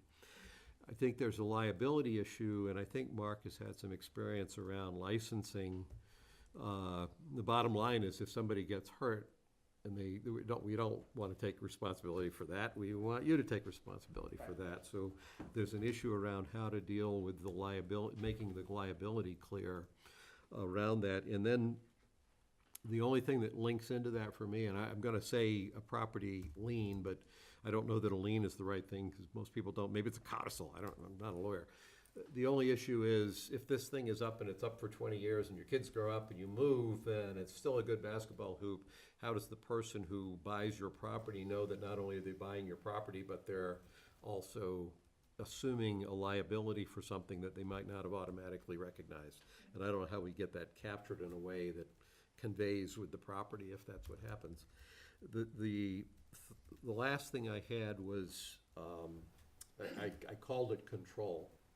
And what I mean by that is, this is your basketball hoop. I would assume we would say at any point in time when you decide you want to take your basketball hoop out of there, I think you probably should be allowed to do that. The question is, if there were a time where the town suddenly decided that this wasn't working, does the town also have the ability, can we get to an agreement where the town also clearly has the rights to control that and to take action if they need to do it? In a way that's asking you to trust that this whole conversation isn't just to set you up so next week we go pull your basketball hoop out, which I don't think we would do. But those, to me, were the three issues: safety, liability, and passing on of that responsibility, and then kind of control over the hoop in terms of literally who can do what with that. And then kind of just tied to that, and because I know one of my homework assignments from this last discussion was putting together some sort of a forward-looking policy on this. And it seems like we ought to take into account the cost to the town of sort of restoring the status quo. And so, I mean, if you all were going to definitely live there for the next 30 years, we could say, well, you would just, when it's time to take it out, you would take it out, you'd put the curb back in, it would fix it. But I'm wondering whether we ought to take that into account preemptively to say, look, at some point, if you move or the town needs to remove it, I don't really want to be in a position of having to go chase you for the cost of it. Even if you remove the hoop and take it with you to your next cul-de-sac, there's still gonna be a curve, there's gonna be a hole to fill in, there's gonna be, there's gonna be costs associated with sending people out there. And so, I had thought in the context of a forward-looking policy, we would have a fee associated with that, tied to that cost, and it would just be upfront, okay, and then that way we know on the back end we're covered. So, as a policy, I was the bad guy in the last meeting, but as a policy, I go right back. I don't know in this instance that's necessary because the town accepted the road as it was. And probably it's something that could be worked out anyway, unless you're going to 24-karat gold curb mow. Probably for the foot, yeah. Can I just say one thing? Sure. If the selectmen vote to allow that to stay, and I understand, and we had a little discussion earlier about, it wasn't about the basketball hoop, it was about a permanent object being putting into the right of way. If it was accepted beforehand and it's accepted to keep it there, I just wanted to make sure that we're not setting a precedent where it's allowable to put in permanent objects into the right of way. This is a special circumstance, but for the future, I just don't want to see that move on into that, because I've already I've removed a lot of different things from the right of way, whether it was boulders and different objects that are in the right of way that we. The only issue here is it was a private way when Right. this was Right, done, just- Right. and the town accepted. But as long as that's what the decision is based on, not that it's allowable into a right of way. My- I think my- we need to develop a policy going forward. I mean, My original information was that it had happened post the town's street acceptance, which was 2 years ago. It was done at the town meeting in 2016. Frankly, had it, been brought to my attention at that point, we would have addressed it. We have had analogous situations down in Southern Acres, for instance.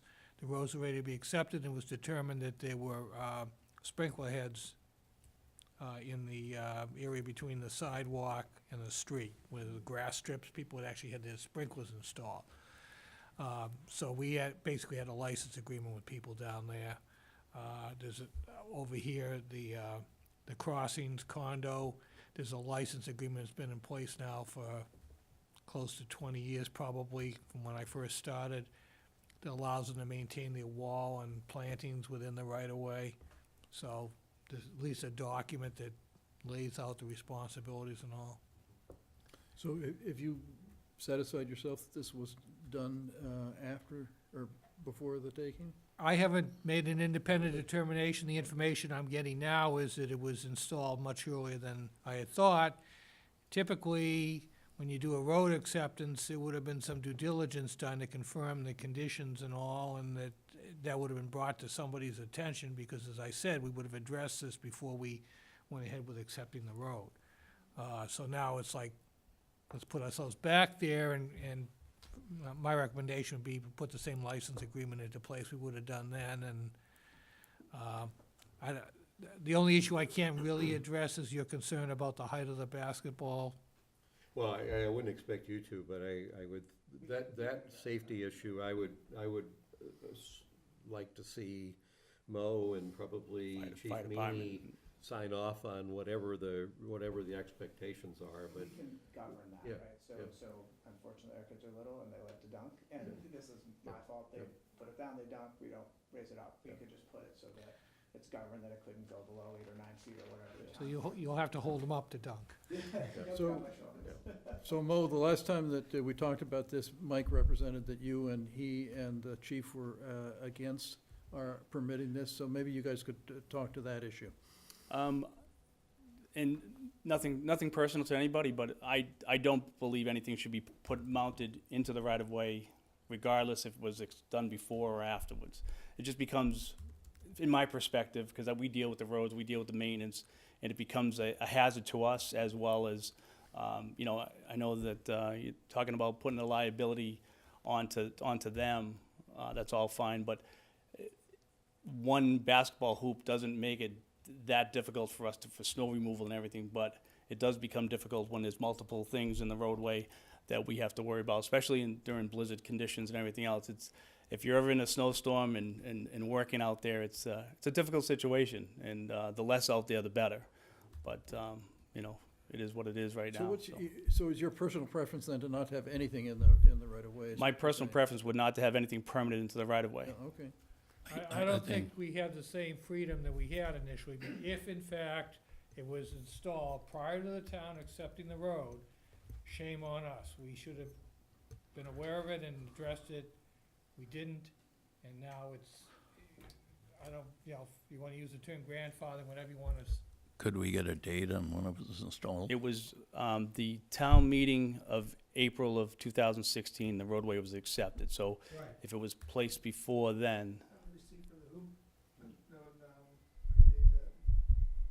for the installation, did you have a company do the installation? Yeah. the receipt for the purchase, but that had pictures and everything of the road being Yeah. Somebody professional put that in, I assume? Yeah, I had a company put it in. I have a couple of concerns. One Sure, is please, that it sets a precedent. You will get requests from other cul-de-sacs and even public ways to install not just basketball hoops, but hockey net and lacrosse nets and whatnot. And if you do it for one, why can't you do it for someone else? The other concern I have is that we not only plow those cul-de-sacs, we also sweep them. And with the height of the plows and the sanding trucks and the street sweeper, there's a potential for damage to our equipment if they come too close to the post. Most people have solved this problem very easily. They have portable hoops that you can roll in to the driveway, and they're your own problem. They're on your property, and it works very well for most people. Why there's a need to put a permanent structure in the public way is beyond me. The So. point is, at the time they did it, it wasn't public. So I don't see it as a precedent unless there are a lot of other private ways that we're on the verge of accepting that we don't inspect before, if this had been an issue before we accepted it, then we would have dealt with it. Yeah. And that, just so you know, we know this was before you were, so we're not saying you missed it. Oh, no, I understand. This is I before your understand. time. I was saying, I thought Mo This is inherited pre-Mo. responsibility for everything. It just feels like you've been here I'll forever take it, now. I know it. Mike, just to jump over though on the policy side, because I've also thought about, before I kind of saw your letter, I was playing out the policy, and I actually think our policy around allowing anything at all is that, first off, you should be able to demonstrate that there is not an acceptable option to do whatever you're doing on your own private property. Second, that if in fact there isn't, then it's a portable, something that can be removed from the public way. And third, if for whatever reason it can't be something that can be removed, that requires some modification to public way, it's almost like a building permit. You need to get permission before you mod, not probably as a practical matter, it'd be very hard to get it, but you would need to get permission, or otherwise, similar to building without a permit, you're gonna have to take it out when it's. virtually every mailbox in town. Yeah, well, that, yeah. Well, They're that's- federally regulated though. So Telephone poles are like right on. those are regulated differently as well. Regulated. but- So, that was just input to you on the policy. Yeah, How no, if- look, I with think- that kind of thing, we would minimize the number of Yeah. times we would come close to this at all. I'm not too worried about the presidential aspect of this. I mean, I think the discretion is left with the board, and even if we find ourselves having to make these kind of determinations, one of the nice things about being in a small town is that you can actually make these kind of determinations. Like, if this was a town of 100,000 people, you couldn't reasonably have a publicly accountable board making these kinds of discretionary determinations.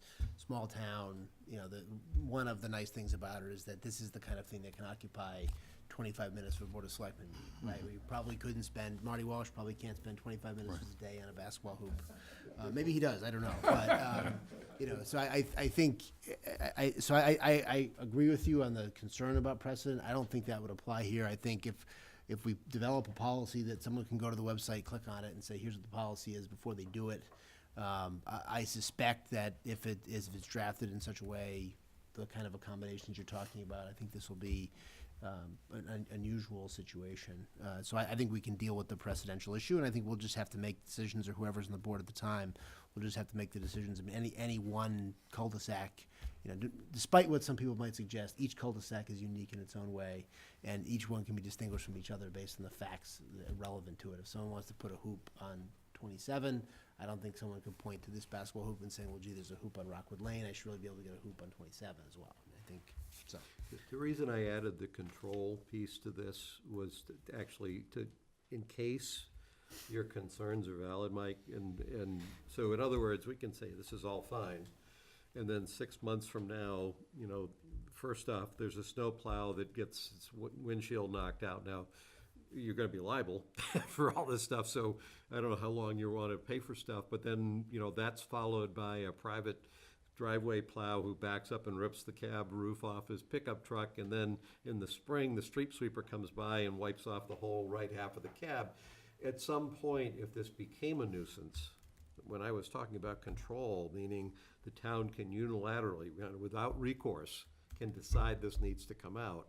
If circumstances actually arise where we're saying this is a hazard or it's a nuisance, you know, we know it's a nice hoop, we know you got little kids, but sorry, it's coming out. If we could get to that agreement, That's in that the would be- license if agreement. that's in if the you will. license. It's sort of, that's already in the license Okay. agreement. I'd already, kind of based on Mike's informal instructions to me, had updated a form, and it addresses all that stuff. So if you take it back to as if we were doing this, if it had come to our attention, in order to get the road accepted, you would have had to sign it at that time. We're just saying, okay, fine, now, in order to be allowed to continue it, not make it a big production number, sign this agreement now. And it does say that on 30 days' notice or whatever, if the town deems it a nuisance or whatever, it comes out. The last thing we wanna do is create risk to the town employees. I mean, I have plowed before, so I understand your point of view. That's been a long time, but I think if we'll happily put up reflectors if that's what would help ease your concerns. We don't want a town employee to get hurt driving into the basketball hoop. That's really not what we're. I think if all that damage that Gus had said had happened, that probably that basketball hoop would come down. We're probably here. I think the sprinkler system setup sounds similar. Yeah. And 30 days notice. Well, I mean, I've got the thing in draft here. I can do whatever you want me to do with it. So Mark, did I understand you to say that because of the fact that we accepted the street with the hoop there, you think that we're somehow bound? Unless you had done something at the time, essentially, that was property that was on a private road. But the town owns it Needed now, to and address, you needed to address it when you acquired that property. but the town's, Now, in some, like in Franklin, we routinely do confirmatory takings when we do road acceptances. They've never done them here. That would have wiped it out, but it wasn't done that way. It was simply an acceptance of the road in the condition it was. As I said, whoever the planning board consultant or somebody should have picked up the fact that there was this obstruction in the road, the same way as, you know, as Mo would tell you, the good practice is before you accept a road, to go down and check the condition of the road itself, the curbing, the paving, et cetera, determine that it's in the condition you're gonna accept it. Right.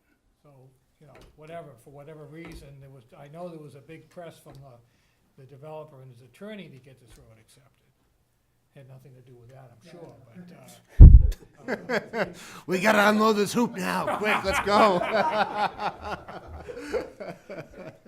He's very efficient. so Mark, are you saying that we basically bought the basketball hoop, that we can't order it taken out now?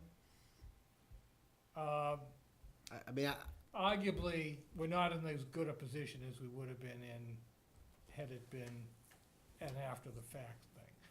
That's clear. If it was after the fact, that the town would have had the absolute right to say, get it out or we'll take it out at your expense. It's way muddier because of the way this happened. Do we have a clear timeline on the date it was installed and the date the street was accepted? Well, we know that we know when it was accepted. It was the 2016 annual town meeting. Do we know when the hoop was installed? I'm just by what this gentleman says. I can show you the receipt. So why don't I suggest this? Why don't you send what information you have to Mike, And we'll just assume that, I guess, will confirm that it was installed before the taking, or before the acceptance of the What do you want to street. do with this draft of this license agreement? Do you want to, anybody want to look at it, or? I'll look at it. Yeah, sure, why don't you circulate that? And I would still like to know that you've met with, Mo, I don't know if it's both you and Chief, or you can figure out whether it's both of you need to be there. We can all go down there and meet with you guys on site and talk about it and get things squared away. I think that would be, Why don't you play a game of basketball, you guys against the Well, I think we own part of it now, right? So all town employees I are think we should allowed get in the uniforms. cul-de-sac. I'm gonna put it in the town report. You paid the 3-point line. Have you seen the draft license agreement, Mo? I have not. Make sure Mo looks at it, gets to look at it too. Thanks. Mark, I have one detailed question for you. Pete referred to, we own the basketball hoop. You guys And want I'm to take a look? thinking, I don't know whether it matters who owns it, but my view would be that they own it, it just happens to be installed on town I property. think that's correct. And I don't think we even necessarily want to own your hoop. So the main reason I'm asking that question is if the license allows us to remove the hoop at the town's discretion, if there's a reason we need to do that, they probably need to own or you need to own the hoop in order to be able to remove it at your option at the point in time that you no longer want to have liability for it. So I think you still own the hoop, it's I just know it's installed on our town I know property. everybody in your neighborhood signed on who actually owns the hoop. Oh. It's on my property. You're the doctor? It's actually on the town's property. Yeah. Duly noted, Mo, duly noted. I deeded it to you. Well, it's recreational use anyway, so. And I see our Parks and Recreation Commissioner back there. He may want to get involved in this as well. Yeah, I think you should. They want it We'll for start running bitty basketball in the cul-de-sac They've on been looking for Rockwood more Lane. basketball courts for years. It's a little kinder program, so we can have it on cul-de-sac. Okay, thanks. So the issues, again, just were safety at 5'9", the liability issues, which I think will be covered by the license. So, from my standpoint, I would like you to work with Mo and/or Chief Meany to get a resolution that they can come back to us and say they're okay with. Mark, I think, is drafting a license. Kill, $5,000. Yeah, and I think that's gonna be part of the license, so that's, as long as the town has the right to take action, and to the extent we should have a provision for Somebody you. needs to check, they probably need to get a rider on their homeowners to cover it. Well, but you might need a specific rider. I mean, like a trampoline, you don't have coverage for usually.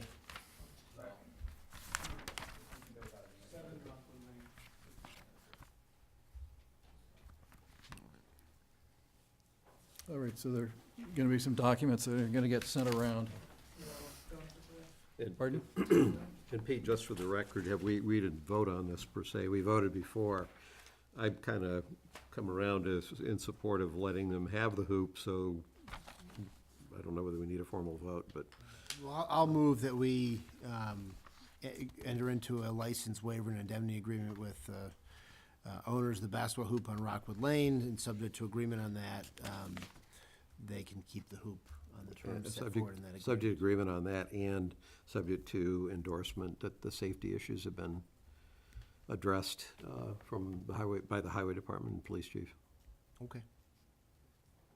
I'll So that's a second second that, and then any further discussion on that? Okay, Appreciate your time and- all in favor? If you have any Yep. issues with that, why don't you, I don't know if you wanna call me directly, or you wanna go through Mike, We'll call. my office number is 359-5536. Bob Sorrell. Thanks for the time. If you need any help with gas, the accounting, I'm. You can Now you're gonna appoint. have to be on a committee. What's your number? Yeah. All right. Okay, licenses and permits, I will consent move the agenda. approval of the items on the consent agenda. Okay, so that's the Hunters 5K, the Council on Aging is looking for licenses for their supper club, and Friends of the Medfield Library request approval for signs for meet and greet at the library. Do we have a second on that, Gus? Second. All those in favor? Aye. Yep. And then town administrator update. Oh, we skipped the consent. No, that is a consent. We skipped the citizens' comment, but there's no citizen comment. sign up. Yep, okay, so town administrator Citizens are update. allowed comment. We started with lots of citizen comment.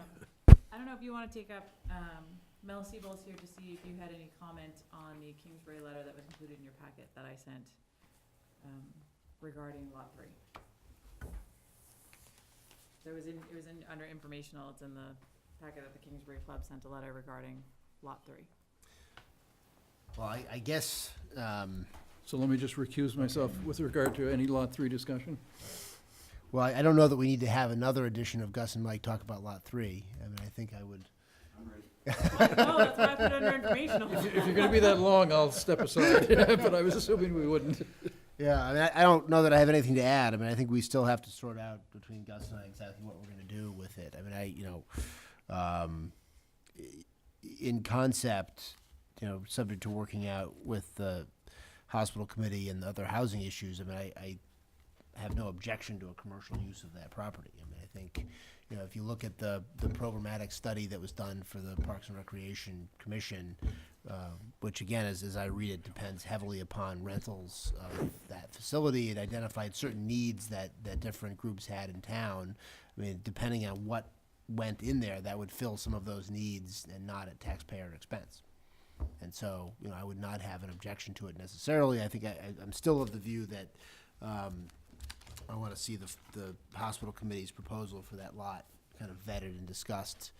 And so I'm not fully around to Gus's view on Lot 3 about what should be done, but I am committed to the idea that Lot 3 is something that should be done in 2018. That it should be an RFP for it should be issued, and it should be sold in 2018, or leased in 2018. Whether that's leased to a housing developer, leased to the Kingsbury Club, leased to somebody else, whoever. I think. I have nothing to say about the use of the, I'm just curious as to whether we could send a copy of that letter to the master planning committee. Sure. Why not? I mean, I think if they're, you know what I mean, they should at least have an idea of what's going on, around them. So Mel, let me just make clear my position on a number of items that you'll care about. I've been going to the master planning committee meetings for 2 years. I've been questioning the rationale behind completely disregarding commercial development of Lot 3, and I have not received a suitable response or explanation or justification. So as a result of that, back in June, in writing, I formally informed the master planning committee of my position that I was against not using Lot 3 for commercial development in light of the fact there are developers who want to develop Lot 3. And this letter from Kingsbury at least is evidence that those developers are there, they're real, and they're interested. The rationale behind that for me is that when the town in 1995 bought the property, it was bought for commercial development. In 2014, the taxpayers approved having the selectmen actually lease that property out, and the wording of the 2014 article differed from the 2013 article. In the 2013 article specifically stated for commercial and industrial purposes. 2014 did not. It said it was in the best interest of the town. However, the people that were the proponents of that article, because it was a citizen-initiated article, were the proponents of putting up a four-kicks-like facility there. So my view is there's a constituency in town that's had a long-standing interest in having that kind of a facility. The town, when it bought the property, told the taxpayers that's why we wanted it. And the town, in general, has a need to diversify the tax base. So for all those reasons, lot number and the fact that I haven't gotten a good rationale in 2 years of asking for why that doesn't make sense from the master planning committee. So that's my position on that. Let me jump to the Parks and Rec facility that you're proposing, though. You already know, a year and a half ago, I went to a Parks and Rec Commission meeting, and my point, I said I am in favor of a Parks and Rec facility based on the experience that Parks and Rec had about 8 or 10 years ago with the facility that was proposed. At that time, I think you had a proposal for a facility that reflected what the people who want to use the facility want, but when they went to the town and requested funding against the, from the general population, it didn't pass. So my view that the Parks and Rec facility should be privately funded wasn't driven by the fact that I don't think there should be one. It was driven by sincere skepticism that you will be able to get approval from the taxpayers to fund a Parks and Rec facility at the level of funding that your past proposal or your current proposal would suggest it needs to be funded at. In 1995, when I moved to town, I had little kids, and I was told that the Parks and Rec facility was in line to be funded. They were all either in college or out of college now, and there is no Parks and Rec facility. I look at that and say, if somebody had told you 1995 you had to privately fund it, chances are we'd have a facility by now. So I'm not doing it to be mean. I'm doing it because I am just flat out skeptical that you're going to be able to pull this off. The one thing with regard to the upcoming town meeting that I have a concern on is that it's not clear to me that Parks and Rec yet has designated land for that facility. So just in terms of timing and mechanics, I have some concerns about timing right now, looking for funding for a facility when it's not absolutely clear to me that you actually have a piece of property that the town or even the master planning committee has clearly designated as yours. And as we mentioned earlier in the meeting, with what may happen with the Dale Street School, the location of a Parks and Rec facility is potentially up in the air unless all the pieces come together very quickly. So I'm being hard-nosed about this. I want you to understand on the Parks and Rec side, I'm not being hard-nosed because I'm trying to block Parks and Rec. I'm being hard-nosed because I've seen you try to do it this way, and it didn't go anywhere 8 or 10 years ago. So I'm kind of being the obnoxious guy now, but I'm actually doing it in hopes that we get Parks and Rec on a path that you actually can get a facility that's funded, that can be built in some foreseeable amount of time, in a way that I can see a feasible path to having that happen. Yeah, we, in regards to, Can you just use the mic? oh, sure. In regards to the town meeting vote, that vote failed 3 votes short of a 2/3 majority. And the reason it failed was clear to us is because of the confusion where it would be sited. Initially, it would be, the proposal was to site it at Green Street, which would have been a disaster for the residents there, quite frankly, having a swim pond there, and then a facility like that jammed into that location. We've seen the Economic Development Committee have this for almost 25 years, this piece of property, and the best they can come up with is a town-owned building and a commercial building. So at the 11th hour, now here comes, any interest at all. There was interest a year or two ago. That was withdrawn. As far as the State Hospital Reuse Committee, they have in their preferred proposal, a scenario, they have an 80,000 square foot building proposed for south of Hospital Road on our side of the recreation side of the campus. So I'm aware of that, but I don't believe they've designated that. no, they haven't, and we would push them to do that, quite frankly. We have a report, 2008 report from the Permanent Building Committee that says that the building we're in right now is unsafe. PCBs, asbestos. I mean, I don't know how we ask people to send their children there. We need a facility. Do we need something as large as was proposed? Probably not. And as a matter of fact, we've already gone through a downsizing of it. We met with the Permanent Building Committee, and we've hired somebody who's already given us construction costs, current construction costs, using all of Massachusetts regulations, et cetera. Yeah. But this is the assumption that it goes on Hospital Road, right? Yes. And I'll just say, this is not, this is for a later discussion. I'll just say for me, you're going to have to, I'm just one tax-paying vote in the town. I'm very skeptical that's the best location for a Parks and Recreation facility. And I say this as the one selectman who has young children, who has the prospect of having young children for many years. You know, it strikes me just from a logistical standpoint that to situate a Parks and Rec facility that's not reachable by sidewalks from any of the schools in town, and probably not reachable on a walking basis by 90% of the kids in town, that I have a hard time with that. I mean, it seems to me that the best location for a Parks and Rec building, and again, there's a lot more analysis that got to go into this discussion, is close to where it is now.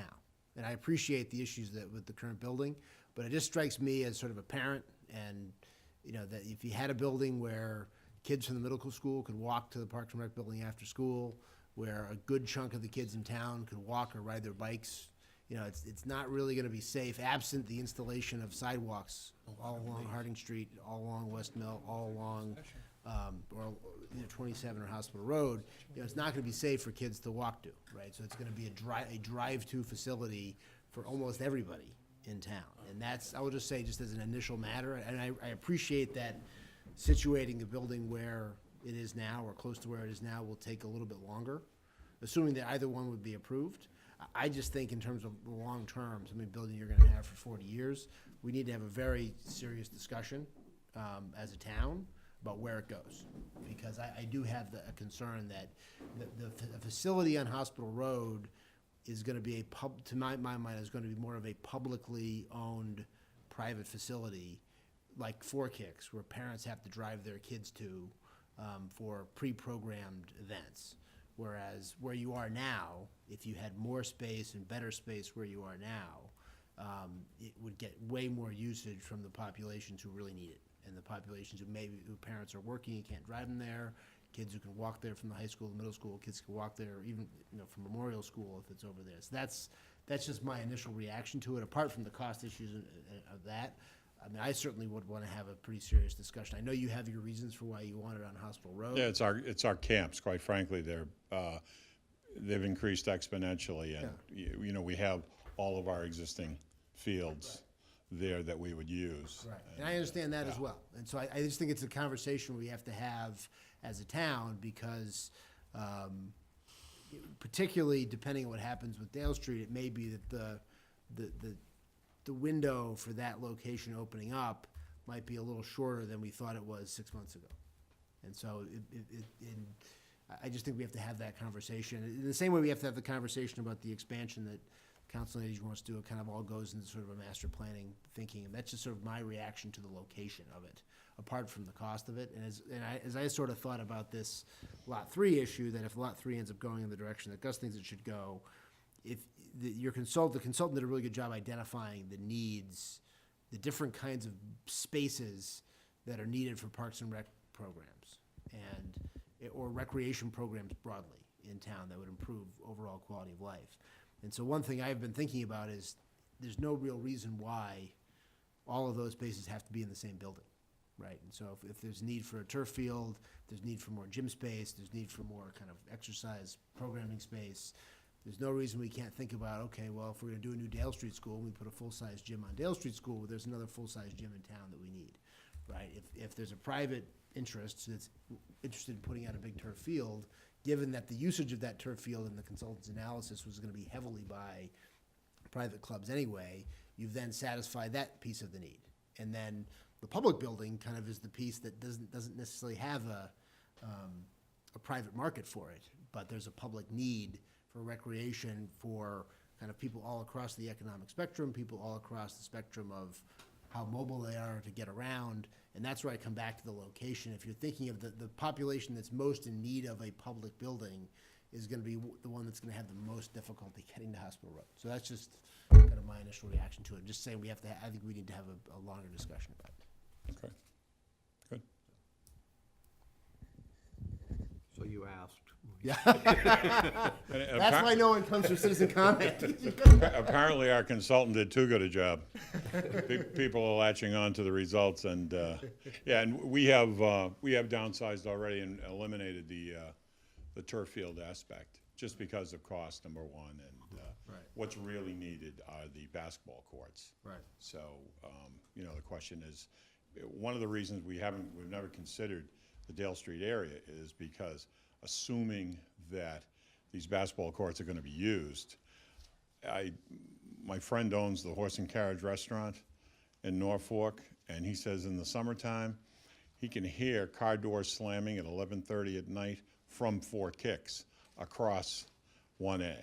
Right. So, you know, to have that in that Adam Street area, people in the parking lot after using the facility, and, whatever goes on out there, slamming car doors, et cetera, we think because it is a neighborhood, a residential area, it's really not conducive to have something that's gonna be going until 11 o'clock at night, so. Thank you. Thanks, Bill. Thank you. So is there anything more, Chris, or Mike? Mike's gone. Mike On went the to town line up administrator update? the DOR thing for you to Oh, sign. there's a sign out from the tax classification. Yeah. So I have, on the informational, Pete, we all got these letters on 75 High Street. Yep. I haven't yet responded to them. I don't know if you all have responded to them. I haven't, I brought copies so you guys know what I said. Because I just, before I responded, I kind of wanted to know, sort of what it is that, what role, if any, we have with respect to this particular proposal. 'Cause I started writing responses, I'm like, I don't even know what we're doing here, so I'm not sure what I can Mark has. say. All right, first of all, let me say parenthetically that I understand that there are other options being explored at the moment, in terms of the development of this, daycare center. As far as this particular project, it's an exempt use under, Chapter 48, Section 3, which is a zoning statute from the state. You have very little local authority over it. What happened was these things were being zoned out. There was perceived to be a huge need for childcare. The state wrote in a blanket exemption, didn't take into account commercial versus somebody's home daycare type of thing. They're both treated equally. So it's very, very difficult to have any kind of oversight or regulation. So in this case, it was kind of the tail wagging the dog, because it started with the planning board. The planning board, with any kind of use permitted as of right, not just an exempt use, has very limited authority on site plan. You can't say no to the project. You can revise it, propose changes, et cetera, but you're very extremely limited. So that's where it was. Mark, on the site plan, one of the issues that was before the planning board was the parking. Was that not an issue with that they could insist on the parking complying with the town bylaw? To some degree, they're restricted even as to parking, because the exempt statute specifies to what degree you can provide oversight, and it doesn't make necessarily good sense to me the way it's worded. It is what it is, and and courts have construed the statute saying this is where your authority is to regulate, period. That being said, they had peer review. And their peer reviewers, basically, the planning board paid the developer paid to have the planning board have its own consultants review their people's work. And the planning board's consultants basically found that it was workable as was being proposed, or with whatever tweaks they recommended that the developer in turn made. So it wasn't a strong position on site plan. What it came down to was the statute says that you can reasonably, quote-unquote, regulate dimensions. And in this case, this lot is not buildable because, although it has frontage, has legal frontage, you're required to have a minimum width at setback. It's to keep the shape of a lot regular. In this case, it's 175 feet at setback. This lot, I think, has only 135 feet. Now, the statute says you can reasonably regulate, and the courts have construed that to mean that, okay, it may be facially valid, but not valid as applied if it prevents the proposed use. So you were going to get into this whole issue. As far as I opine to the planning board, you are not the zoning enforcement body. That's not your call. That's going to be the building commissioner in the first instance, and if he's not comfortable making it, and frankly, I don't think he should be making a zoning waiver issue, then it goes to the zoning board of appeals. So that's where it was. The only possible place you folks would have come in would have been on an earth removal permit. Because there was gonna be a lot of blasting up there, and then again, that's not your authority either, that's the fire chief. So you really would have just been regulating how they took the material out of there. I was looking forward to that, but. So that's, oh, and so and then the other critical component here, it was water and sewer, particularly sewer. Because the site, as far as I can tell, can't perk, it's all ledge up there. And they were looking at some way to connect to the sewer. And water and sewer had authority over that and how it was done. As far as I was concerned, while we couldn't say no to the zoning, water and sewer could say no to an extension of the sewer, in my opinion. So that's kind of, it's totally in flux right now, and as I understand, there are other options being explored. So it may possibly resolve in a way that everybody's happy with the outcome. Yeah, by moving somewhere else. Not, from what I understand, it's just, you know, it is what it is with what's pending. They are exploring other options. Yeah, okay. Sure, if you could use the microphone, please. Nathan Bazinet at 30 Oriole Road. My concern with it, there's a couple concerns. I read the ruling this afternoon, actually, from the clerk's office. My biggest concern, being a father of a young child, is the egress. And I know the fire department actually had to kind of come in and say that there's supposed to be 2 egresses, to my understanding, at least from the statutes. However, there's only 1 egress technically out of it. As I read, they were going to have a median separating the in and the exit and the ingress. However, I guess the fire department had asked that it be converted to a rumble strip so that fire engines could get in, what have you. It's concerning to me coming up 27, living off 27, knowing where it is, especially in a night like tonight. It's, you know, they've evaluated the site, but being able to get in there if there's a problem with children, you know, 100 children, however many it was. If there's I mean, it's just dangerous, frankly. But I know it's going to be ruled on with zoning. The other thing was that it had been combined with the lot next to it for zoning purposes when the house was built next to it. I don't know if it's 73 or 77. So they were both used together and approved by the town. So after the fact, later, now they've been subdivided by the previous owner to these 2 separate owners. You know, frankly, if it were me, I'd have to sue my title insurance company or my lawyer who handled it or something like that because I bought an unbuildable lot. You know, now we're going to redress this in a residential area in RT. I'm just concerned about kind of this stretch out of the RU district into RTs for, you know, it's not a family daycare. I mean, it's a Medfield daycare. I mean, I support them being someplace in Medfield. There's plenty of land, but it just doesn't seem like the right spot to me. And I know it's been talked about a lot, frankly, and frankly, it should probably go to the zoning board of appeals because, you know, frontage-wise, and even, I'm not an attorney, but reading it and having been to court myself for things, it seems like, you know, maybe the ball was punted a little bit on this one to the ZBA, and maybe rightfully so, my take.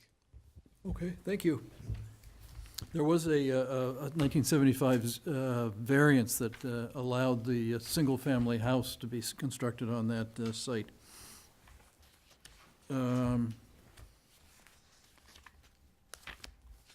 Anything else for informational or? I don't have anything else. Okay. I just have 2 dates to give you all.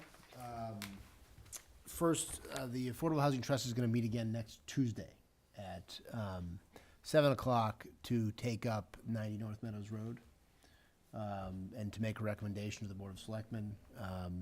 If that is a positive recommendation, I think this will be on our agenda for the 19th. And whether to advance that as a LIP, it's been revised into 16 units. Apartments, and they've added 2 first floor, 1-bedroom kind of walk-in units from the previous proposal, and I've given you each copies of the most recent proposal. The other date tentatively put down is January 9th. I need to confirm with Mr. Kelly, but I believe that will be a public meeting of the Affordable Housing Trust to hear Mr. Kelly, John Kelly's revised options for the north side of Dale Street on the DPW side.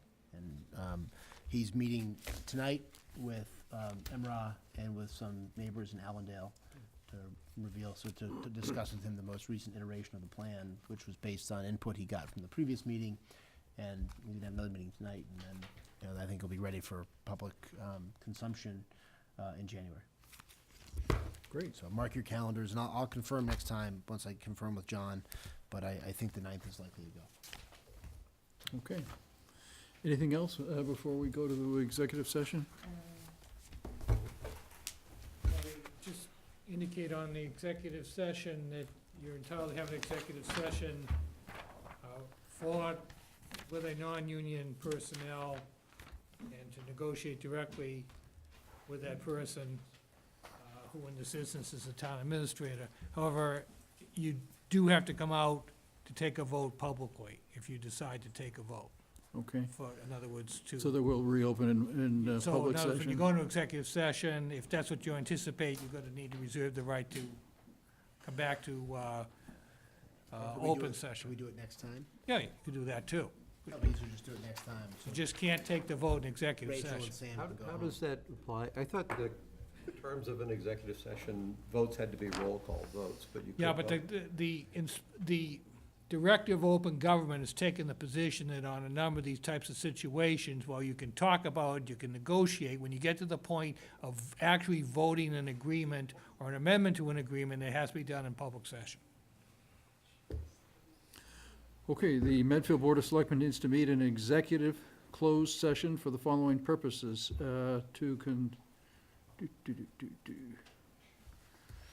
For negotiation with non-union personnel, namely the town administrator. All right.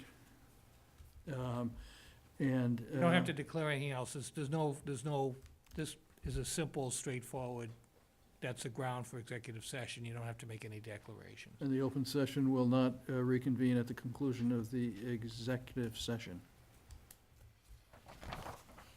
You want to move? Sure. I move that the Medfield Board of Selectmen go into executive session for the following purpose. For the purpose of negotiation of non-union personnel for The town compensation. administrator, The town administrator. and not resume an open And that the session. open session will not reconvene at the conclusion of the executive session. And for We don't need you clarification, to do anything. and so I'm not gonna, unless you insist otherwise. And then I'm there's a not- roll call vote, right? Right, but I'm not. Mr. Murby. Aye. Mr. Peterson. Yes. Mr. Marcucci. Aye. Medfield TV. Community shows.